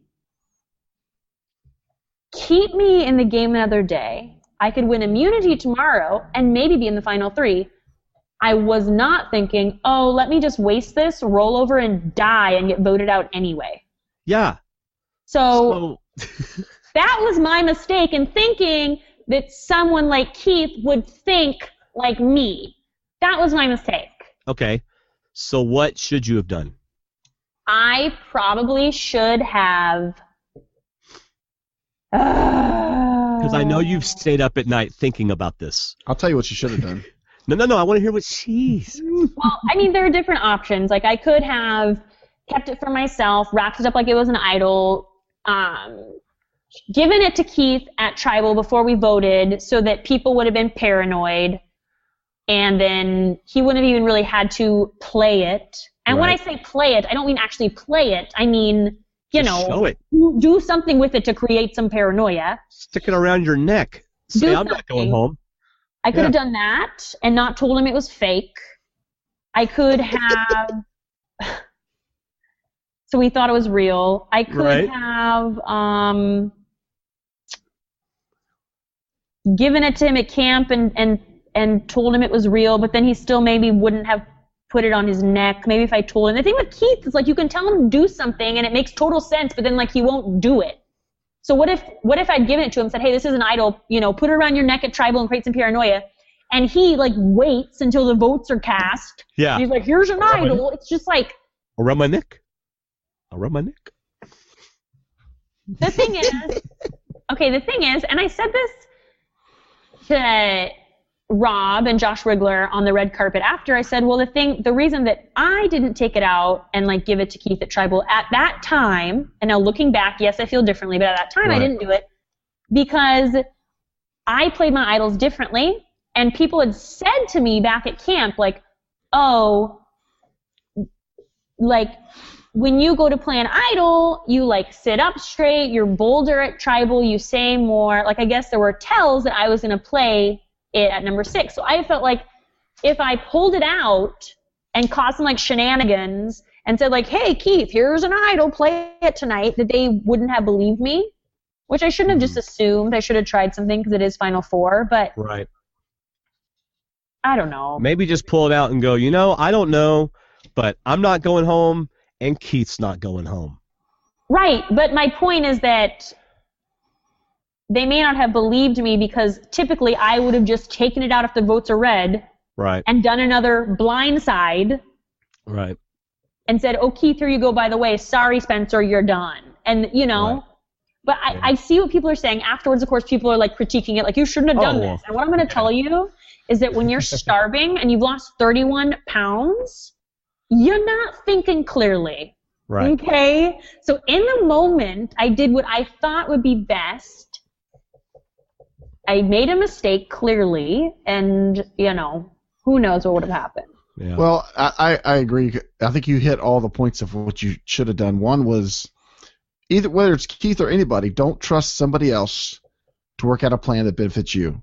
And Right. not just because they won't do it, but because whether they can do it. Right. I was telling Gracie as we were watching it, I said she needs to go find an idol or something that looks like an idol. Right. But she needs to scream or squeal and then tell Keith she found it. And Right. you're going to save it for that night. And then, like you said, because let him go back giddy, because he's going to be safe or whatever. After since you'd already won immunity, you're going to be safe. Yeah, I'm gonna hold it for you. And then, because him walking back and just slowly putting it into his pocket in front of the camp and everything, like Keith, you're not going to get an Oscar for that. And then, like you said, just pull it out at tribal and give it to him since you're safe. Like Dwayne said, I'm not going anywhere and he's not going anywhere. That way, he doesn't have the option to play it. He doesn't have any lines in the script. He I just takes know. the idol and holds. No. I'm not saying hindsight, whatever. But yeah, you're making the points for future players. That's how you get someone else to play a role you want them to play. Right. You play it for them and give them nothing to do except hold their hand out and take the idol. I loved it. Like Dwayne said at Ponderosa. I'm not even sure if it was real or not. Maybe it is real. And they're all looking at him. Everybody's trying to slap him. You idiot! You had an idol? You guys, remember when he even was in confessional and he goes, let's see what she made here, and he goes, looks pretty good. It's like, hello? It just made no sense. Like, it made no sense.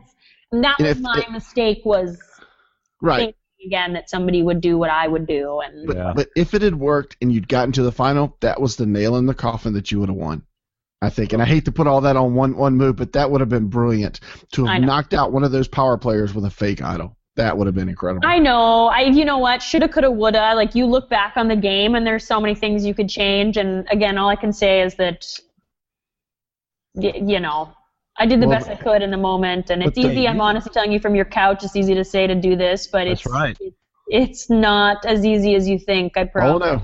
I think you played a great game. I think a kick butt game. Absolutely. Getting the first idol, and then of course, I was cheering again with the second idol that popped out in that nighttime game, which was awesome. Dwayne wasn't. Oh, yeah, it's Kelley getting another idol.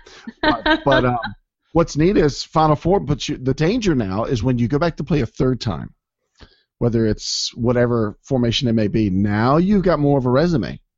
Yeah. Who's saying I don't want third time, though? My name's David. Sure you would. And I think...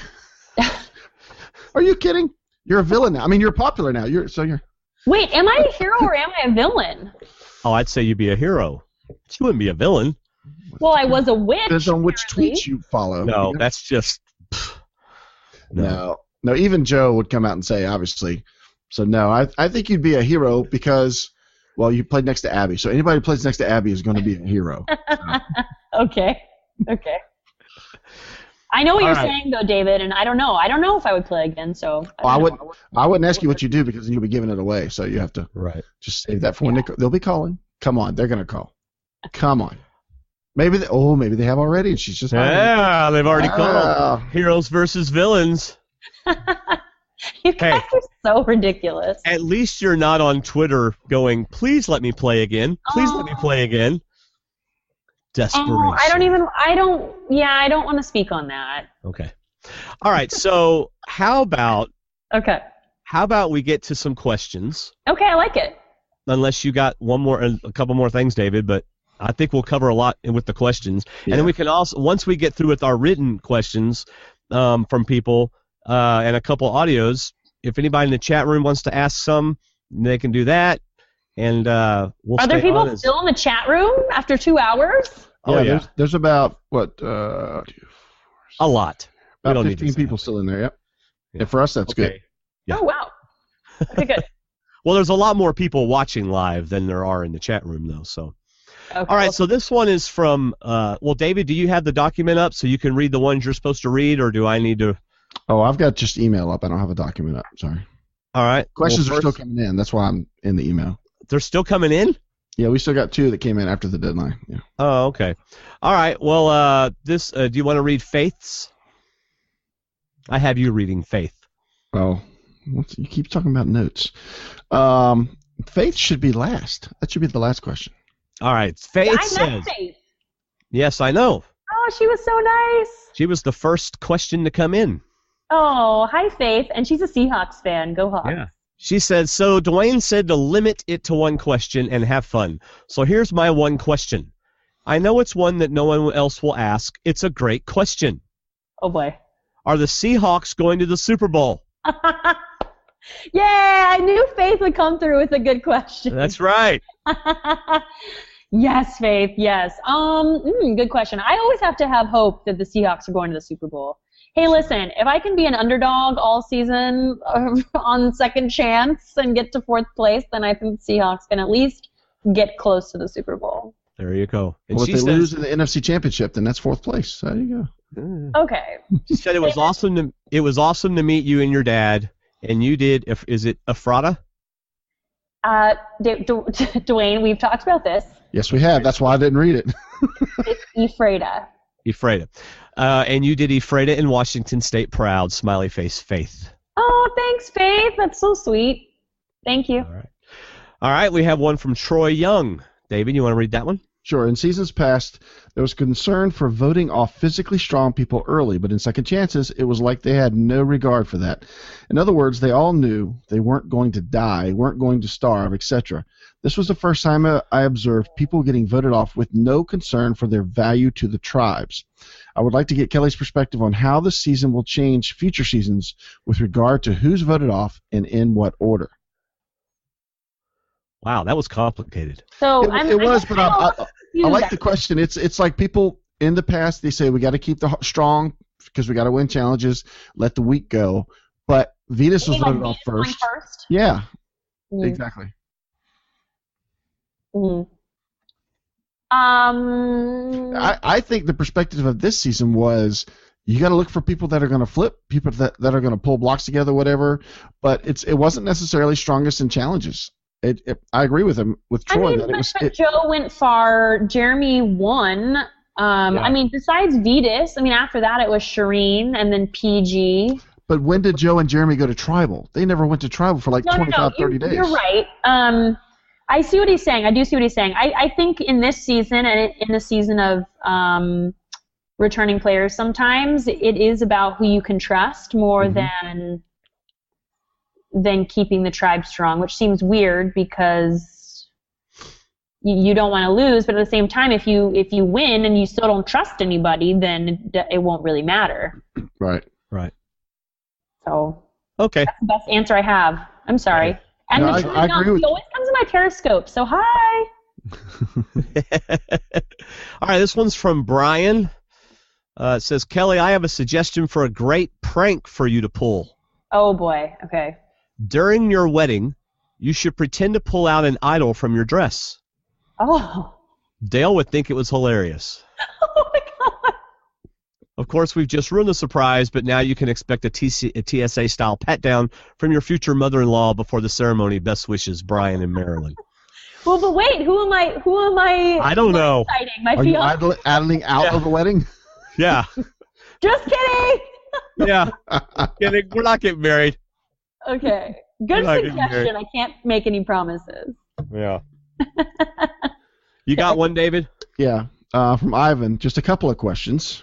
After the first swap at Takeo 2.0, the edit made it seem like Kelley managed to successfully ingratiate herself with the majority and move above Terry in the pecking order. Yeah, we talked about this. Was this accurate, and does Kelley think Terry would have left before her had they gone to tribal? Was Terry definitely the first one to go, you think? And that goes back to Troy's question about getting rid of Strawn, not worrying about challenges, who you can trust. Right. Well, at that point, you guys actually didn't get to see, but Joe and Terry were very close.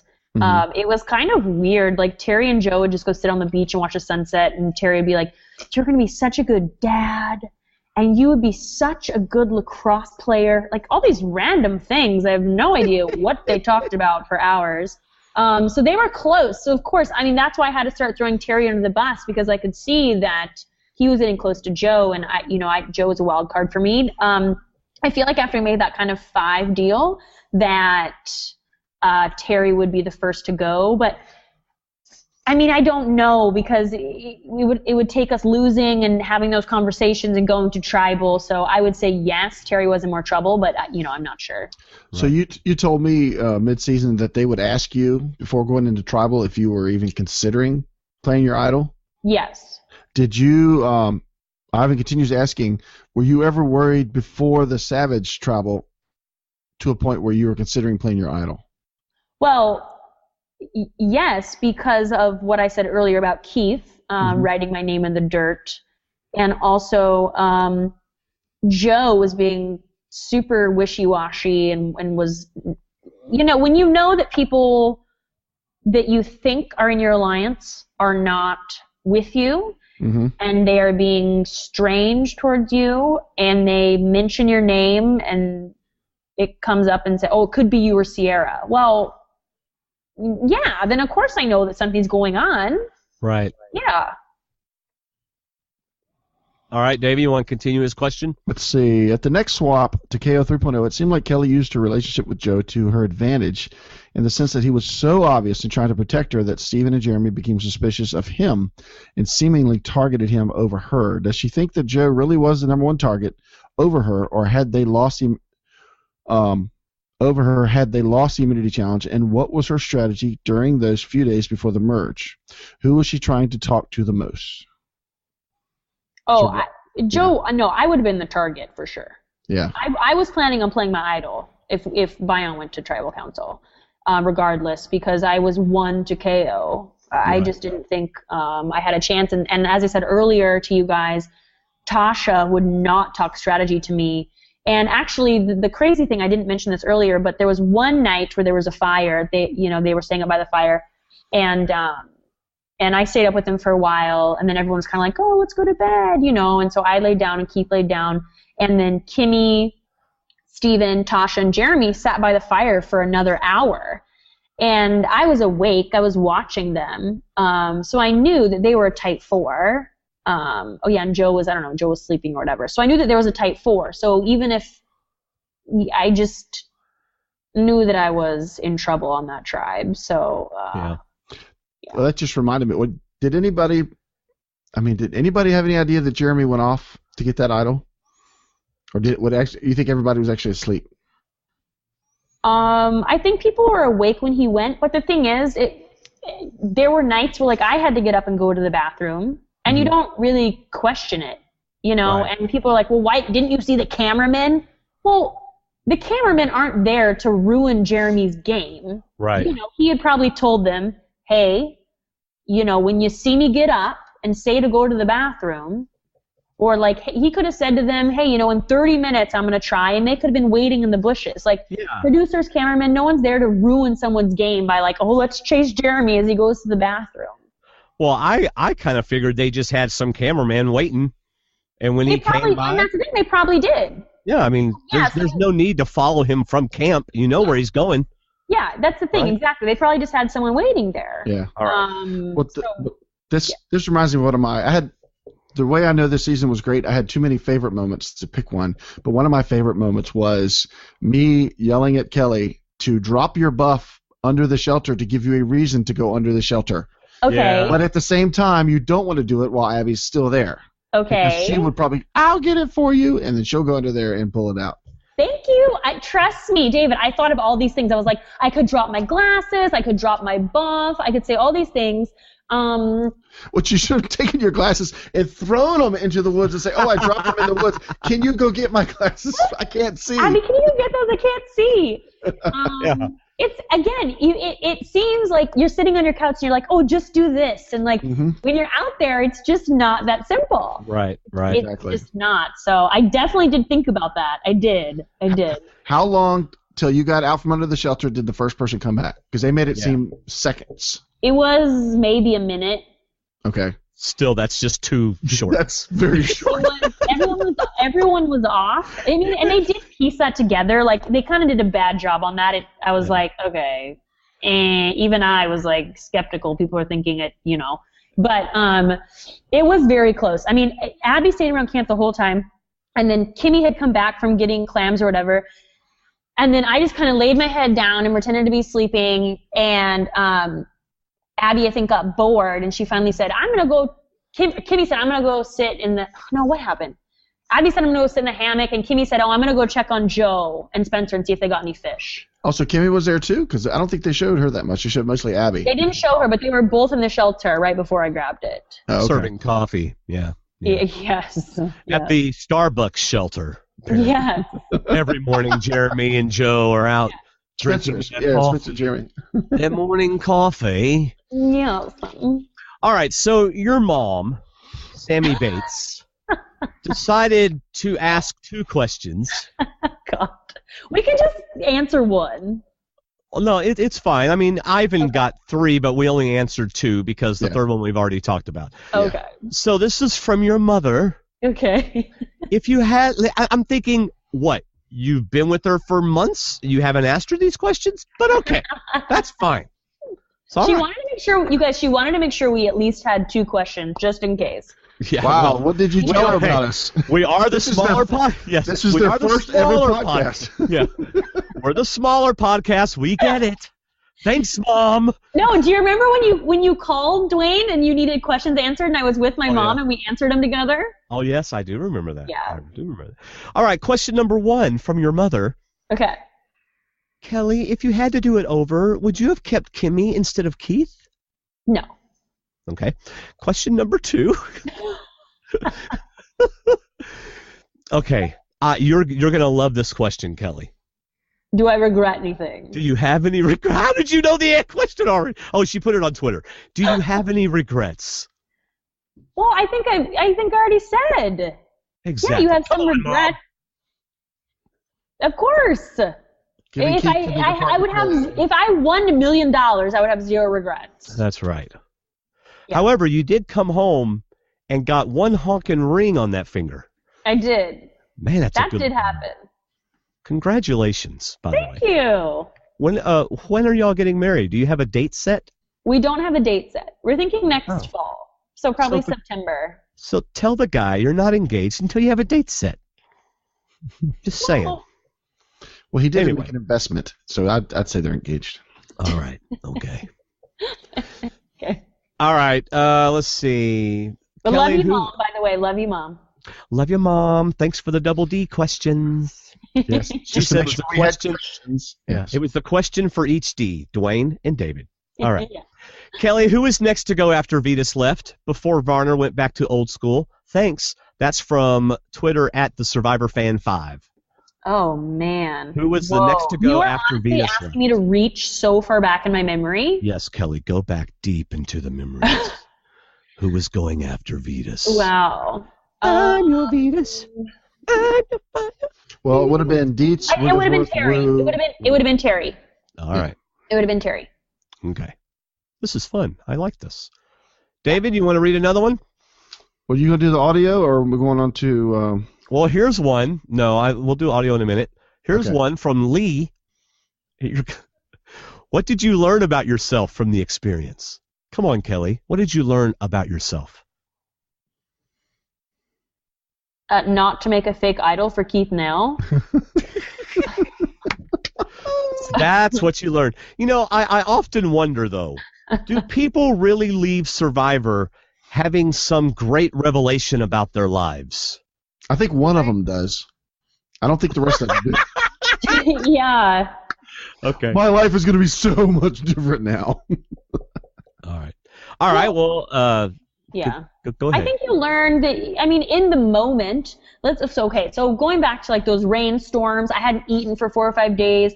Kimmy and I were eating dry rice, just like acting like that's going to do something for our bodies. I think in that moment, you're thinking, I've never been so low in my entire life. How am I going to do this? You realize after it's over how strong you are and that you really can get through anything, because that was honestly torture. It was truly like horrible. But when you come out of the game, when you're in the game, you're so in it, but when you come out of it and you get back to normal life and the season's done and you're back to work and all these things, I mean, does it change you as a person? I don't know. Maybe some people it does, but I'm always going to be the same Kelley that I've always been. It's not going to, like, all of a sudden I'm this, different being. Right. So I don't know. Okay. I think this question's very similar, so you may just go, yeah, I just answered that. Okay. Hey, Kelley. What did you learn about yourself through the Survivor experience? There you go. But that one was an audio. So I like that accent. I know. Wasn't that great? Here, let's listen to it again. Yeah. Hey, Kelley. What did you learn about yourself through the Survivor experience? I love that What did you accent. learn about yourself? What is that? Wow, I'm so bad at accents. Okay, anyway. That was Leanne, by the way. No, you haven't heard Hi. Dwayne's accents. You listen to Dwayne's accents, then you'll hear his bad ones. Beautiful accent. She listens to the show. She knows my accents. Oh, that hurts. Very nice. I liked it. Yeah, there you go. All right. Oh, man. I put question time in the chat room, but I forgot to go back because I've been in the email. So there's probably a lot in the chat room, but I'll go to Charlie's. Okay. Is that all right? Yeah. You're welcome, Charlie, for letting you get it in late. We saw a bunch of injuries on the show this season, but notice a bunch that were never covered or not covered. For example, Kelley Wentworth's leg had a bandage at the end. What was some of the injuries that accrued that wasn't shown? Do you remember? Yeah, one of the big ones was Wu in the very beginning of the game when he went to get the rice. He had cut up his toe, and they had to bandage it, and he couldn't go in the water for the first 4, 5, 6 days, which really limited him in conversations he had to have. Wigglesworth. So if you want to talk about Wu, you just go in the water. Yeah, pretty much. Wu wasn't really being talked about at all, so that's I do wish I did a Wu impression in one of my confessionals, and I really wish it had been shown, but it wasn't, so it's fine. Well, you know what? Now is your opportunity. Well, I feel like in the moment, though, it was so much better, and now I might just look like the dummy who's trying to impersonate Wu, and it's not funny. Go ahead. With the question, or? No, we want to see the impersonation. Okay, well, I have to give you some backstory. So basically, after everything flipped, after that first tribal and Vetus went home and Barney went to old school, I kind of sat back in the shelter and, again, just get in where you fit in. Right. And so I told the old school that I was with them. And Wu comes up to me, and basically what happened is that I could have no communication with Spencer and Shireen because everyone was so against them. So if I was seen talking to them, I was grouped in with them, which is horrible because they were my allies at that point. But anyway, Wu comes up to me. He leans in the shelter, puts his hand up on the shelter, and he goes, Wentworth, hey, you're cool with this? I thought you were with Spencer. And I was like, yeah, I'm good. He's like, cool. I was like, oh my God, Wu. What? For those of you listening, Wu did not just join the podcast. That was actually Kelley. That was Kelley. That was such a bad impression, but it was so funny. That was fun. He looked so confused. He was like, Wentworth, so you're with us? And I was like, yeah. He goes, cool. I'm like, oh my God, Wu. Okay, calm down. Man, a few words. Yeah, it was pretty funny. At the time, it was really funny. I'm just thinking, okay, Wu, calm down. So you got Wu at the beginning of the season being cool, and then you got Keith at the end going, fish. Yeah, see, look at what I had to deal with, you guys. That's a Final Tribal Council speech. That's a speech right there at Final Tribal. Listen to what I had to deal with. Yeah. We need to go back.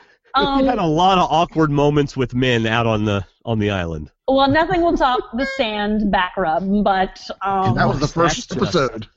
Woo. Okay, so who tried to cuddle with you the most? No cuddling. No one tried? No Sierra was my cuddle buddy. Although, I feel like this is inappropriate, but I almost need to tell it. Well, this is the place to tell it.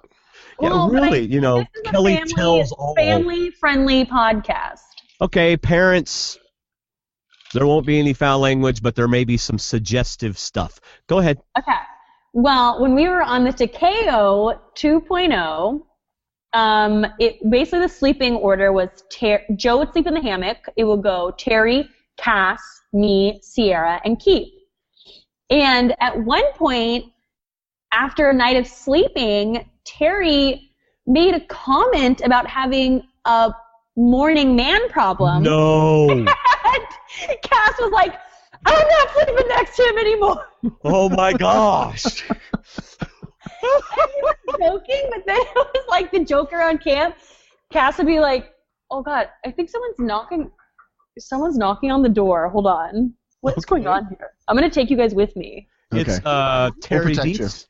Who is here? It's Vetus. Oh, It's Vetus with a sand delivery. Hold on. It's, yeah, it's actually Terry Dietz. Hi.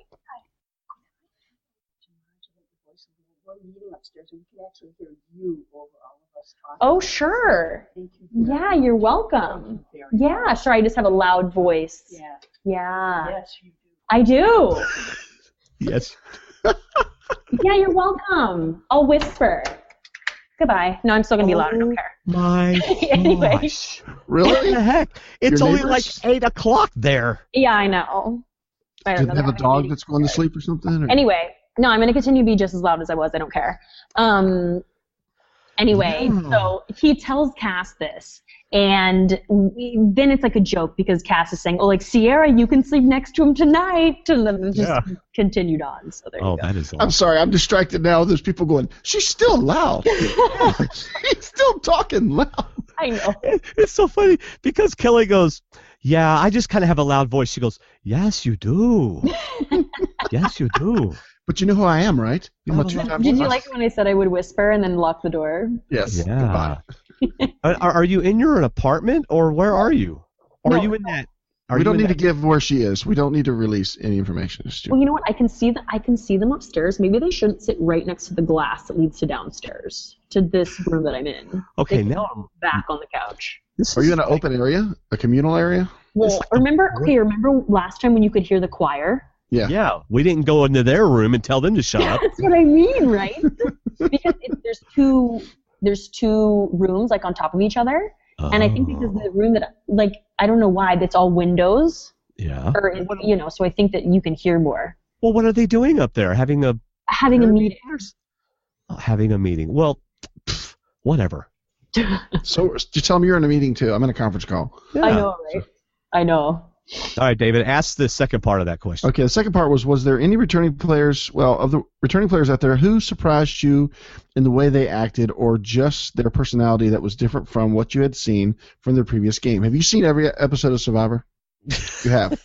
Yeah, I have. Okay, I know. I'm just letting people know that you have seen every episode. We got only a little bit of that in San Juan because you were talking about how much you've seen and stuff. So Right. you know everybody. You've seen everybody. So who was out there differently from what you'd seen in the previous game? We talked about this a little about Cash. Was there anybody else that you're like, oh, this not really like that, or they're different, or oh, they're like this, you know? I'm trying to think. Terry's morning madness. Yes. Oh my God. I'm trying to think. I don't know. I mean, I guess we've heard worse. We've heard worse. So, Kelley, I was trying to keep it PG. If you had told me this story earlier in the season, I could have come up with a parody about Terry's morning madness. I think it's probably better that you didn't, Dwayne. I think it's probably better that you didn't. That's all right. We go off the air. We'll tell you what we've heard. So anyway, that we will not put on the live recording. Okay. Let's see. He also mentions though, but thank you for getting me on. Let's see. He said he works for. We're not talking about Terry. We're talking about Charlie. We're talking about. Yes, Charlie's finishing his email. He's from Michigan, he's now from Florida. He said he works for Disney, which is part of Give Kids the World and hopes you'll be there. You go into that? Have you already thought about that? I've been contacted about that. I'm not confirmed on that. All right. Well, if you go, say hi to Charlie. Yeah. Hi, Charlie. If you go, I mean, you can say it now, but if you go. Oh, okay. Charlie, he bit my finger. That hurt, Charlie. And it really hurted. That hurt, Charlie. No. All right, this is from Lou. Now, Kelley, I got to warn you. Uh-oh. Lou is an odd fellow. I love Lou. All right. But this is Lou's feedback for you. Oh boy.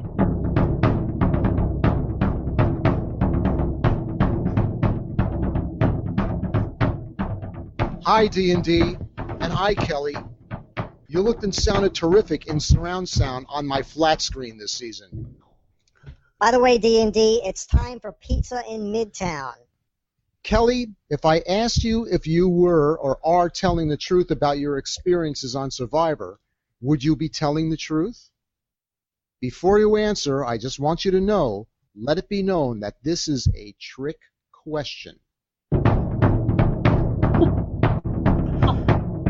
Yes, that's Lou. Wait, is he asking if I'm being honest about my experience on the show? I don't really know what he's asking. Why would I lie? No, trust me, he's not accusing you of lying. I love more the multiple voices that come through. Yeah, it's time. Okay, so I took Lou Otto out for pizza when I was in New York, and so that's the reference to the pizza in Midtown, right? Oh, gotcha. And then, okay, what was funny was we had RC Saint Amour on our show once. Yeah, I remember. Yeah, and she reacted to his feedback in a very odd way, and Lou is, I don't know what he meant. What kind of an odd way? Like. Oh, she got irritated at him. He's another person that if you meet him, he's got a great sense of humor. Oh, he's hilarious. He's so fun to talk to. Yeah. Anyway, so he was basically saying, if I ask you if you were telling the truth, would you lie to me? And if you were, in other words, I won't know if you're lying to me or not, because if you're lying, you'll say you're telling the truth. So he wants to know the truth of whether you're telling the truth or not. That's right. But well, it's a trick question. You know that my life motto is sneaky, sneaky. So there he shouldn't believe anything that comes out of my mouth. Nothing, she says. Wait a second. You've said a lot of nice things about us. Well, you never know. Sneaky, sneaky. All right. People in the chat room, get ready, because we're doing our last audio question. Yes. And then we're going to get to the I got chat. 2 more in the emails that came in late. Oh, okay. Kelley, are you still up? I mean, you're not wanting to leave, are you? The meeting upstairs isn't calling you away. Well, the funny thing is that I can hear them now, so I should go knock and tell them that I can hear them. You know what? And take us with you. Let's wait till the end of the podcast. I'm not really going to. Because for me, I don't have time for that. So this is from Vader Girl, who is in the chat room. By the way, if you're watching on YouTube, that's great. But if you'll go to stwdd.com/live, you can do your questions in the chat room. Okay? All right, here we go. This is from Vader Girl. Okay. Hi, D&D. I'm calling for the Kelley Wentworth. I know I'm a little bit late. This is Vader Girl, a.k.a. Miriam White, a big fan of the Wentworth family and of David and Dwayne and, of course, Survivor. And I just wanted to call and tell Kelley what a warrior, femme, role model, amazing Survivor player she was. I just am so thrilled and excited to see a powerful female character portrayed on late night or primetime television. And I just want to thank her for that, because we need more women role models like her, and she played an excellent game. She was just amazing. I also think she has a knack for public speaking. I've seen her interviews, and she's a total natural. And I hope to see her more in film and broadcasting and hosting and podcasting. I've also noticed that her mother seems to be a host, and I wonder if my question is, how much has your mother influenced you in your public speaking? And also, I want to know who is your least favorite character in Making a Murder.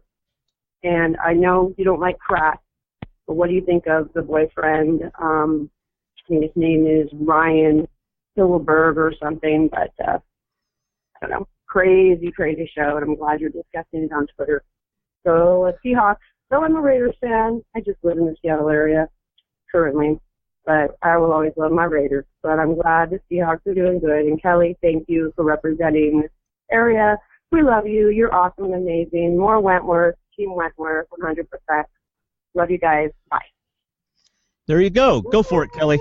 Oh my God, I loved her feedback. Oh, I know. She's awesome. She's so great. I actually recognize that Twitter handle. Mm-hmm. I'll have to go find her now. Yeah, she's let's see. really into girl power. She I like really that. appreciates that about you. It's so funny she said something about hosting or acting, whatever. I would love to do, I don't want to be an actress, but I would love to do some sort of like hosting or like radio gig or something. I think that would be super fun. I love stuff like that. You got the loud voice for it, so yeah, that would work. I have a very loud voice. Yeah. I'm probably pissing them off right now. Oh, excuse me, language.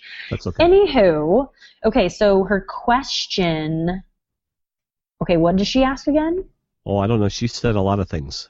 I don't know. She asked she asked something about my mom, but she asked something before. Was she an influencer? What kind of an influence was your mom? Oh, yeah. On your public speaking.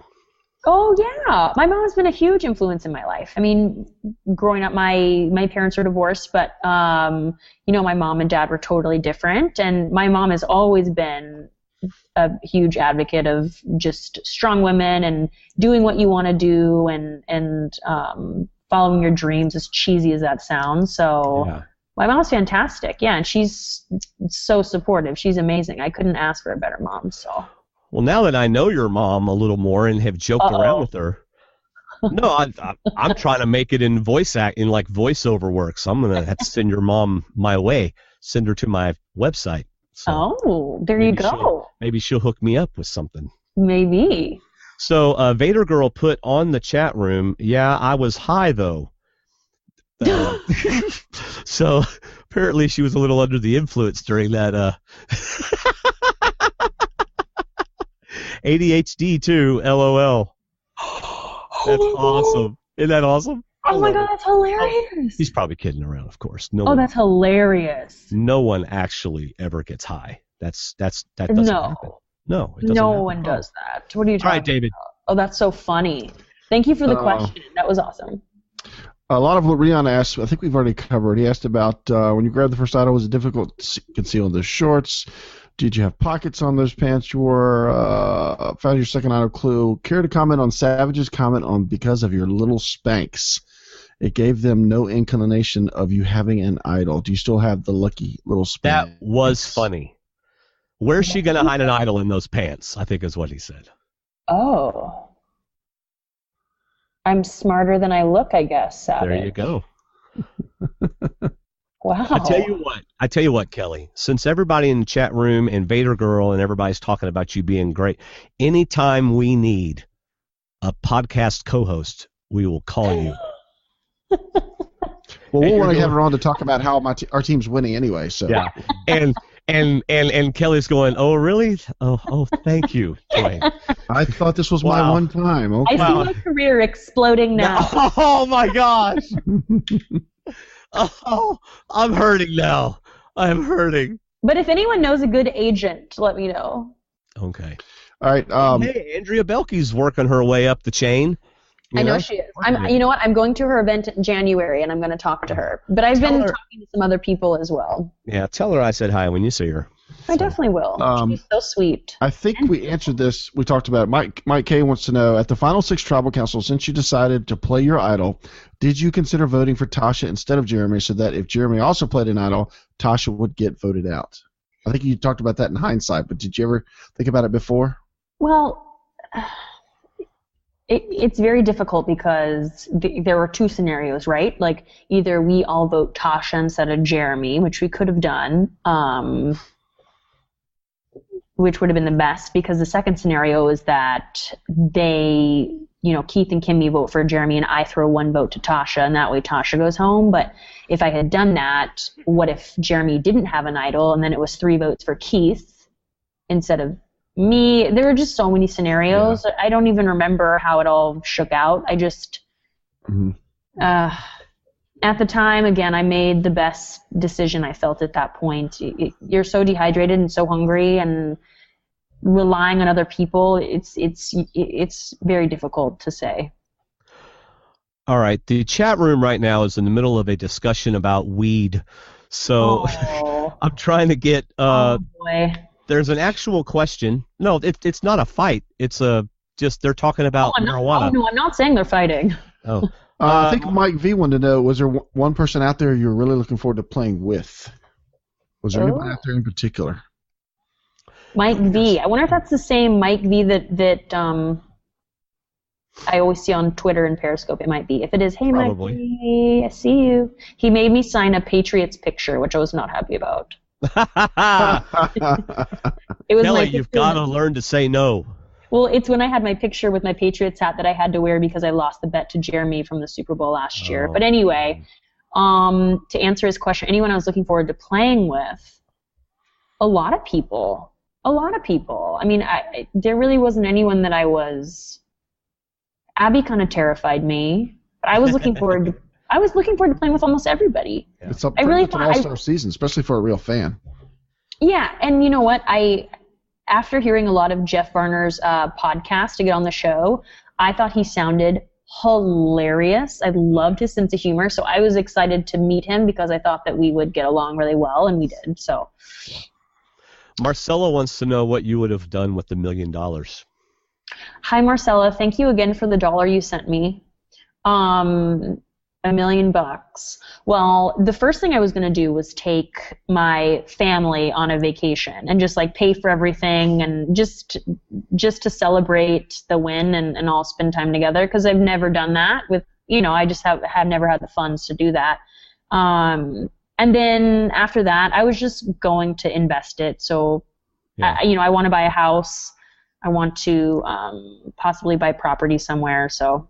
D&D stock. Well, good luck keeping up with your dad because he seems to be on the ride all the time. We're friends on Facebook, and he is riding everywhere. Well, he's retired now, David. I know, but man, he's good luck. Jess Smith wanted to say, Kelley, you're so fantastic with all your fans, with Periscope and Twitter. Thank you for being so wonderfully awesome because you are very, very reachable by your fans. Jess. If you could play with any player you haven't played with, and she says from Lil J Smithers, so that might be her handle. Oh yeah, I know her. Yes, who would you want to play with that you have not played with, and you can't say the Christies again. You've already played with him. So, man, that's really the only person I would want to play with. I can't believe you're not letting me. Gotta draw the line somewhere. Say them. Wow. Oh my gosh, that's a really hard question. I agree about Varner. He's just somebody I would want to hang out with. Just to laugh at. Yeah, I mean, he just brought so much comedic relief on a season that was, well, for the time that I was with him, it was just so stressful, and he was so funny. He farted in Abby's face once, and it was the funniest thing I've ever seen. That's awesome. He just didn't care, which was, I love that about him, Yeah. He didn't care what anybody thought. Gosh, but who else?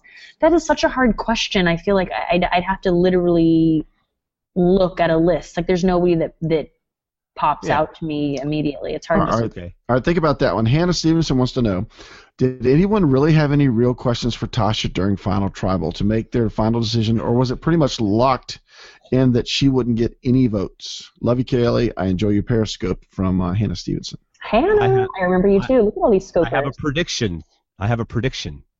What? CBS gave you questions to ask Tasha. All right, I'm sorry. Go ahead. You're pretty spot on, Dwayne. Oh, am I? No one had questions for Tasha. And yet we I heard. remember thinking she's not even in the equation. Right. Ryan, I never pronounced your name right. Correct. Sorry, Ryan. We know you are limited with what clothing you can bring. Was there something you wanted to bring but couldn't because it wasn't in your character? Yeah, pants. You're like, I would like to dress. Sorry, Kelley, you're bikini the whole way. Why do you think I brought a pair of long blue socks? Yeah. So that I could keep my legs warm. Yeah, unfortunately, you don't, people laugh because they're going, oh, why has she got, wedges on, or why is she in shorts? And I hope people realize that we don't get to choose our outfits. That's right. If they had everyone in a Jeremy Collins outfit, that wouldn't be fun. So they chose my outfit for me, essentially. I sent in a couple of sweatshirts and demanded that I get a sweatshirt, and they sent them back to me. So I guess that didn't work out. Yeah. Yeah. Go ahead, Davey. You want to ask any of these? I'm following Marcella's. Did you already find Marcella's? Oh, yeah, you did, because kept mentioning I asked the it. question above. Get whose? Anybody's. Vader Girl wants to know if your dad is single. She has some single friends. No, my dad is happily married. He's been married to my stepmom for many years. Okay. BJ Tweets writes, Kelley, how do you think Kimmy would have played the fake hidden immunity idol if Keith was voted out at Final 6? Do you think you could have gotten out Jeremy or Spencer? Well, Kimmy would have played if you and Kimmy had come together on the fake idol thing, that would have worked out a whole lot better. Yeah, it would have worked out, but I think what people are failing to see is that I didn't trust Kimmy not to go back to Jeremy after that tribal, because what would be the point of her going with me? Right. Like, she would at least be guaranteed a Final 4 with Jeremy, Spencer, and Tasha. If she went with me, like, where does that leave her? So that was my fear with her, is that I had not been working with her that long, and I didn't trust her to just ditch them, or, for Jeremy to not rope her back in. So, yeah, she probably would have played an idol, but would that even have been an option? I don't know. Yeah. I don't know. It's too hard to speculate. So much speculation can be had, but I don't know. Yeah. I feel like I just sounded like Stephen Avery there, which was weird. I don't know. I don't know. Yeah. I don't know how she got there. That's what I forgot on Vader Girl's question, was the making a murderer. I don't know how she got there. That could honestly lead to another hour, so I think we better just... Do you love me? What was that? Who was your least favorite person, or... Oh, Ken Kratz, for sure. Yeah. Let's just go ahead. Making a murderer. Okay. So... Up to episode 8. Are we done with Survivor? Do you have anything else? Anything that you wanted to say that we didn't? Okay. I'm done with Survivor. How about you, David? Yeah, I'll just ask her privately later if we got any other questions. Okay. Yes. Get the better answers that way. Go ahead. All right. Making a murderer. I thought, this is all over Twitter. I got to watch this. Spoiler alert. So, yes, exactly. So we're going to talk about everything. Spoiler alert. If you have not watched Making a Murderer, I realize there's a full-on podcast going on about it somewhere else, but we've got Kelley. That's the important thing. Kelley. That's so nice, Dwayne. I can't wait to show you the video, though. Well, I can't wait either. Okay. When she sees what you're wearing, she won't want to watch it, but anyway. What? I'm just kidding. What is there to see? She's looking at the video right now, so I don't know. It's the same thing. You're right. That did sound like Steve Avery, didn't it? Yeah. I just want to make sure you're here when I get back. Anyway. Oh, Steve. Poor guy. I know. Anyway, what did you enjoy about Making a Murderer? Well, I don't know if I enjoyed it because it made me really angry. I know. It's like. So is it not going to get better in the last 2 episodes?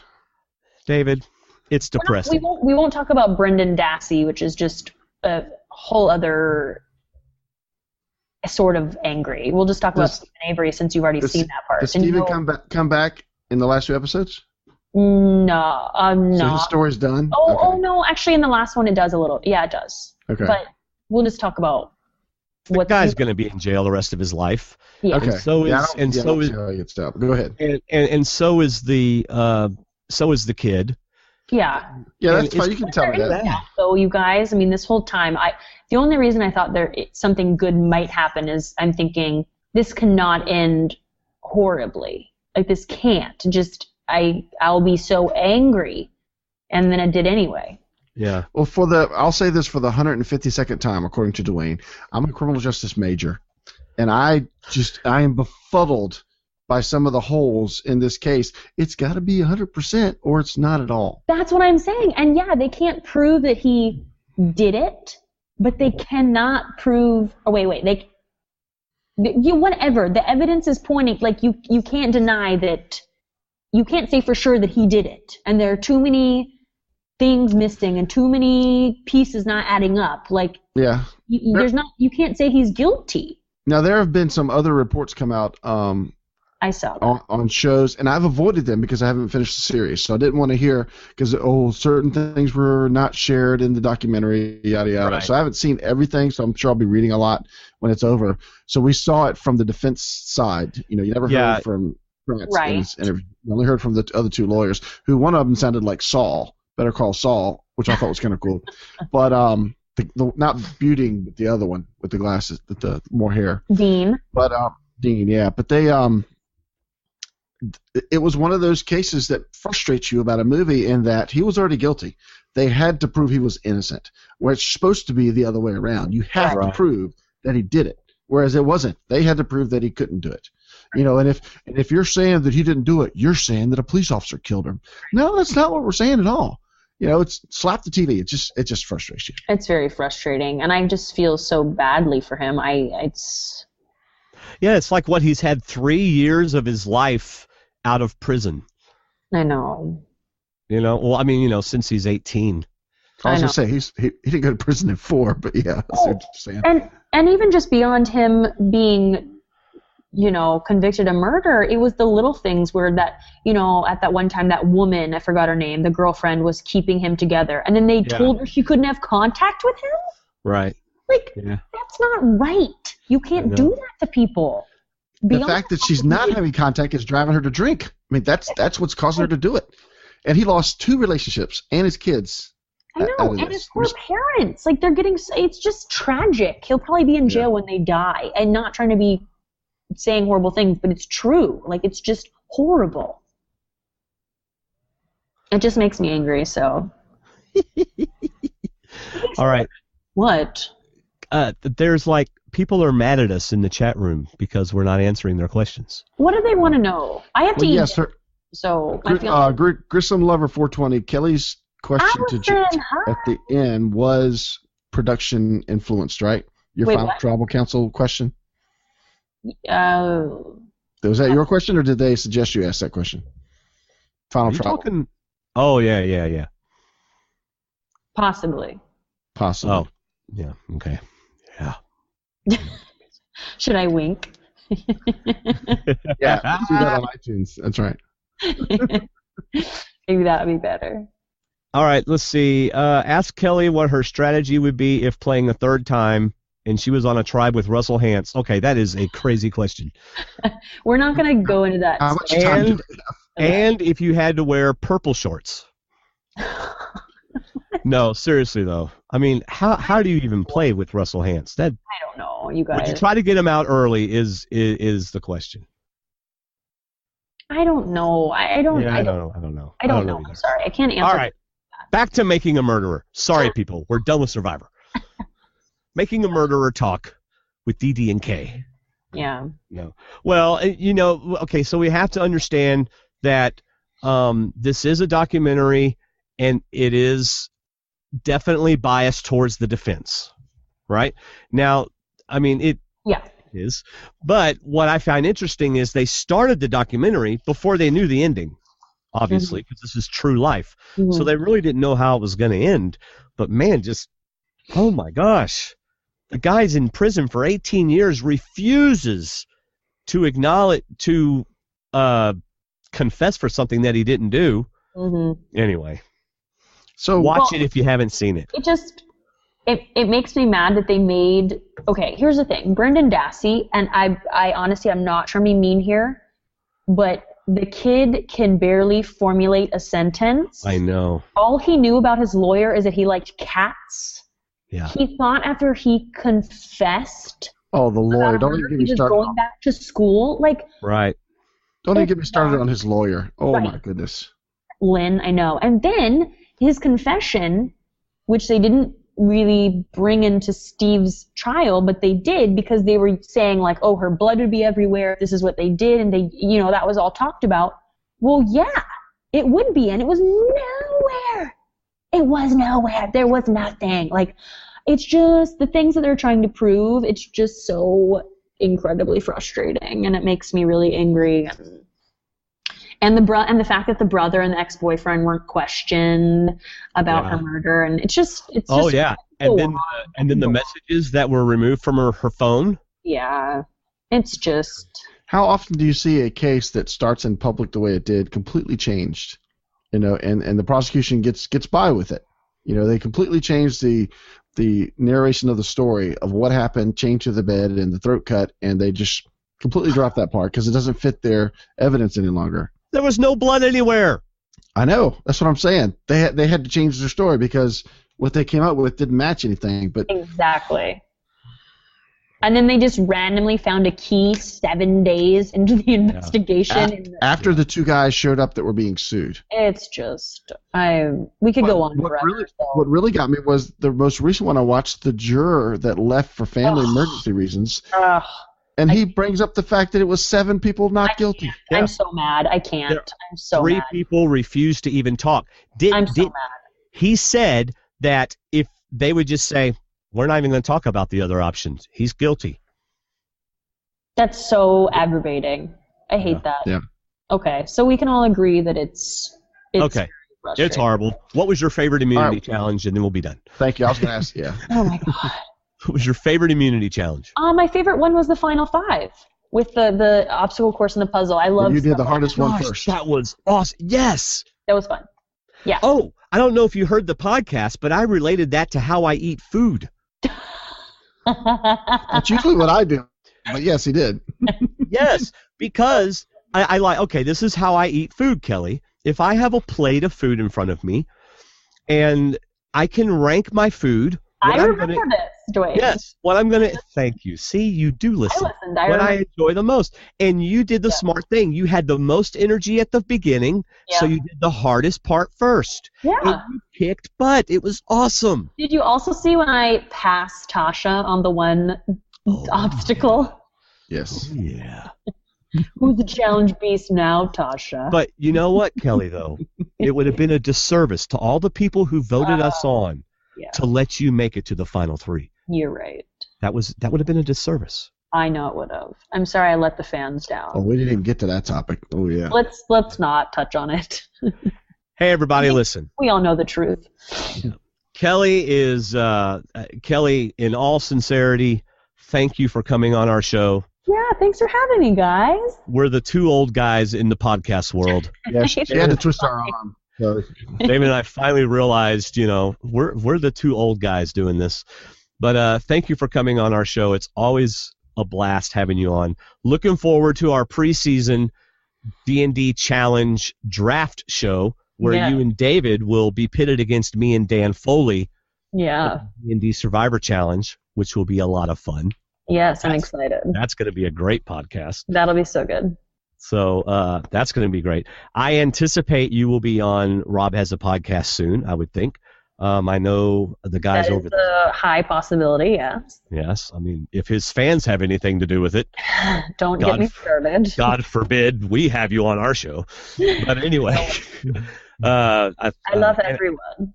Yes. So anyway, and possibly on the tribe or whatever, watch Kelley wherever she goes. Great to watch her on the show. Go ahead, Kelley. Say whatever you want to say. The table is yours. What I want to say. I feel like I've already talked too much. I just want to say thanks to you guys. You guys have been supportive the whole time. I mean, we've had so many fun podcasts together. You guys are amazing. I feel like you're like family now. And just thanks to everybody for tuning in tonight and sticking around this long. It's been like 3 hours now through all of our difficulties. Yeah, and, sorry. Just in general to the fans, honestly, I wouldn't even be here if it wasn't for the fans. So I could never say it enough. Thank you so much for voting as many times as you did. And again, I hope I did you proud. So, yay. Well, you are definitely the chat room queen. Because we have the chat room's never had this many people. It's lower now, but at one point the whole page was full. And good! I love that. So thank you for periscoping us and getting your folks on there, and it's been fun. Sorry if we missed any questions, but I can't keep going up and people keep filling up stuff. That's how I feel in Periscope every time. I will tell you a little behind the scenes that most of the time we'll have up to 30 live viewers at a time. Yeah. On this one, I'm about to be able to tell you exactly. I've seen it as high as 93. Oh, wow. Which for us is pretty big, That's pretty good. Which means she's going to be on every podcast going forward. So I'll tell you who else is a big draw.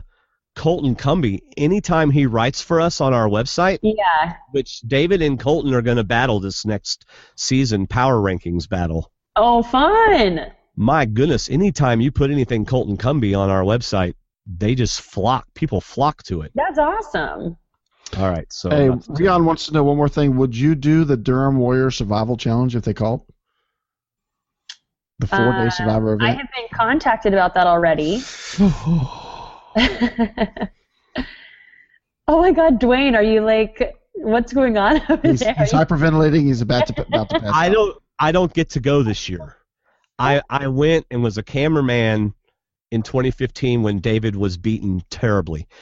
And I don't get to go this year, and if you get to go and David gets to go, I'm going to be upset. David's going. David is going. Yeah, they did ask me. Okay, we had as many as 108 people at the same time watching at one time. Well, You guys, that's great. That's like how many people come on my Periscope. Which for our little show is awesome.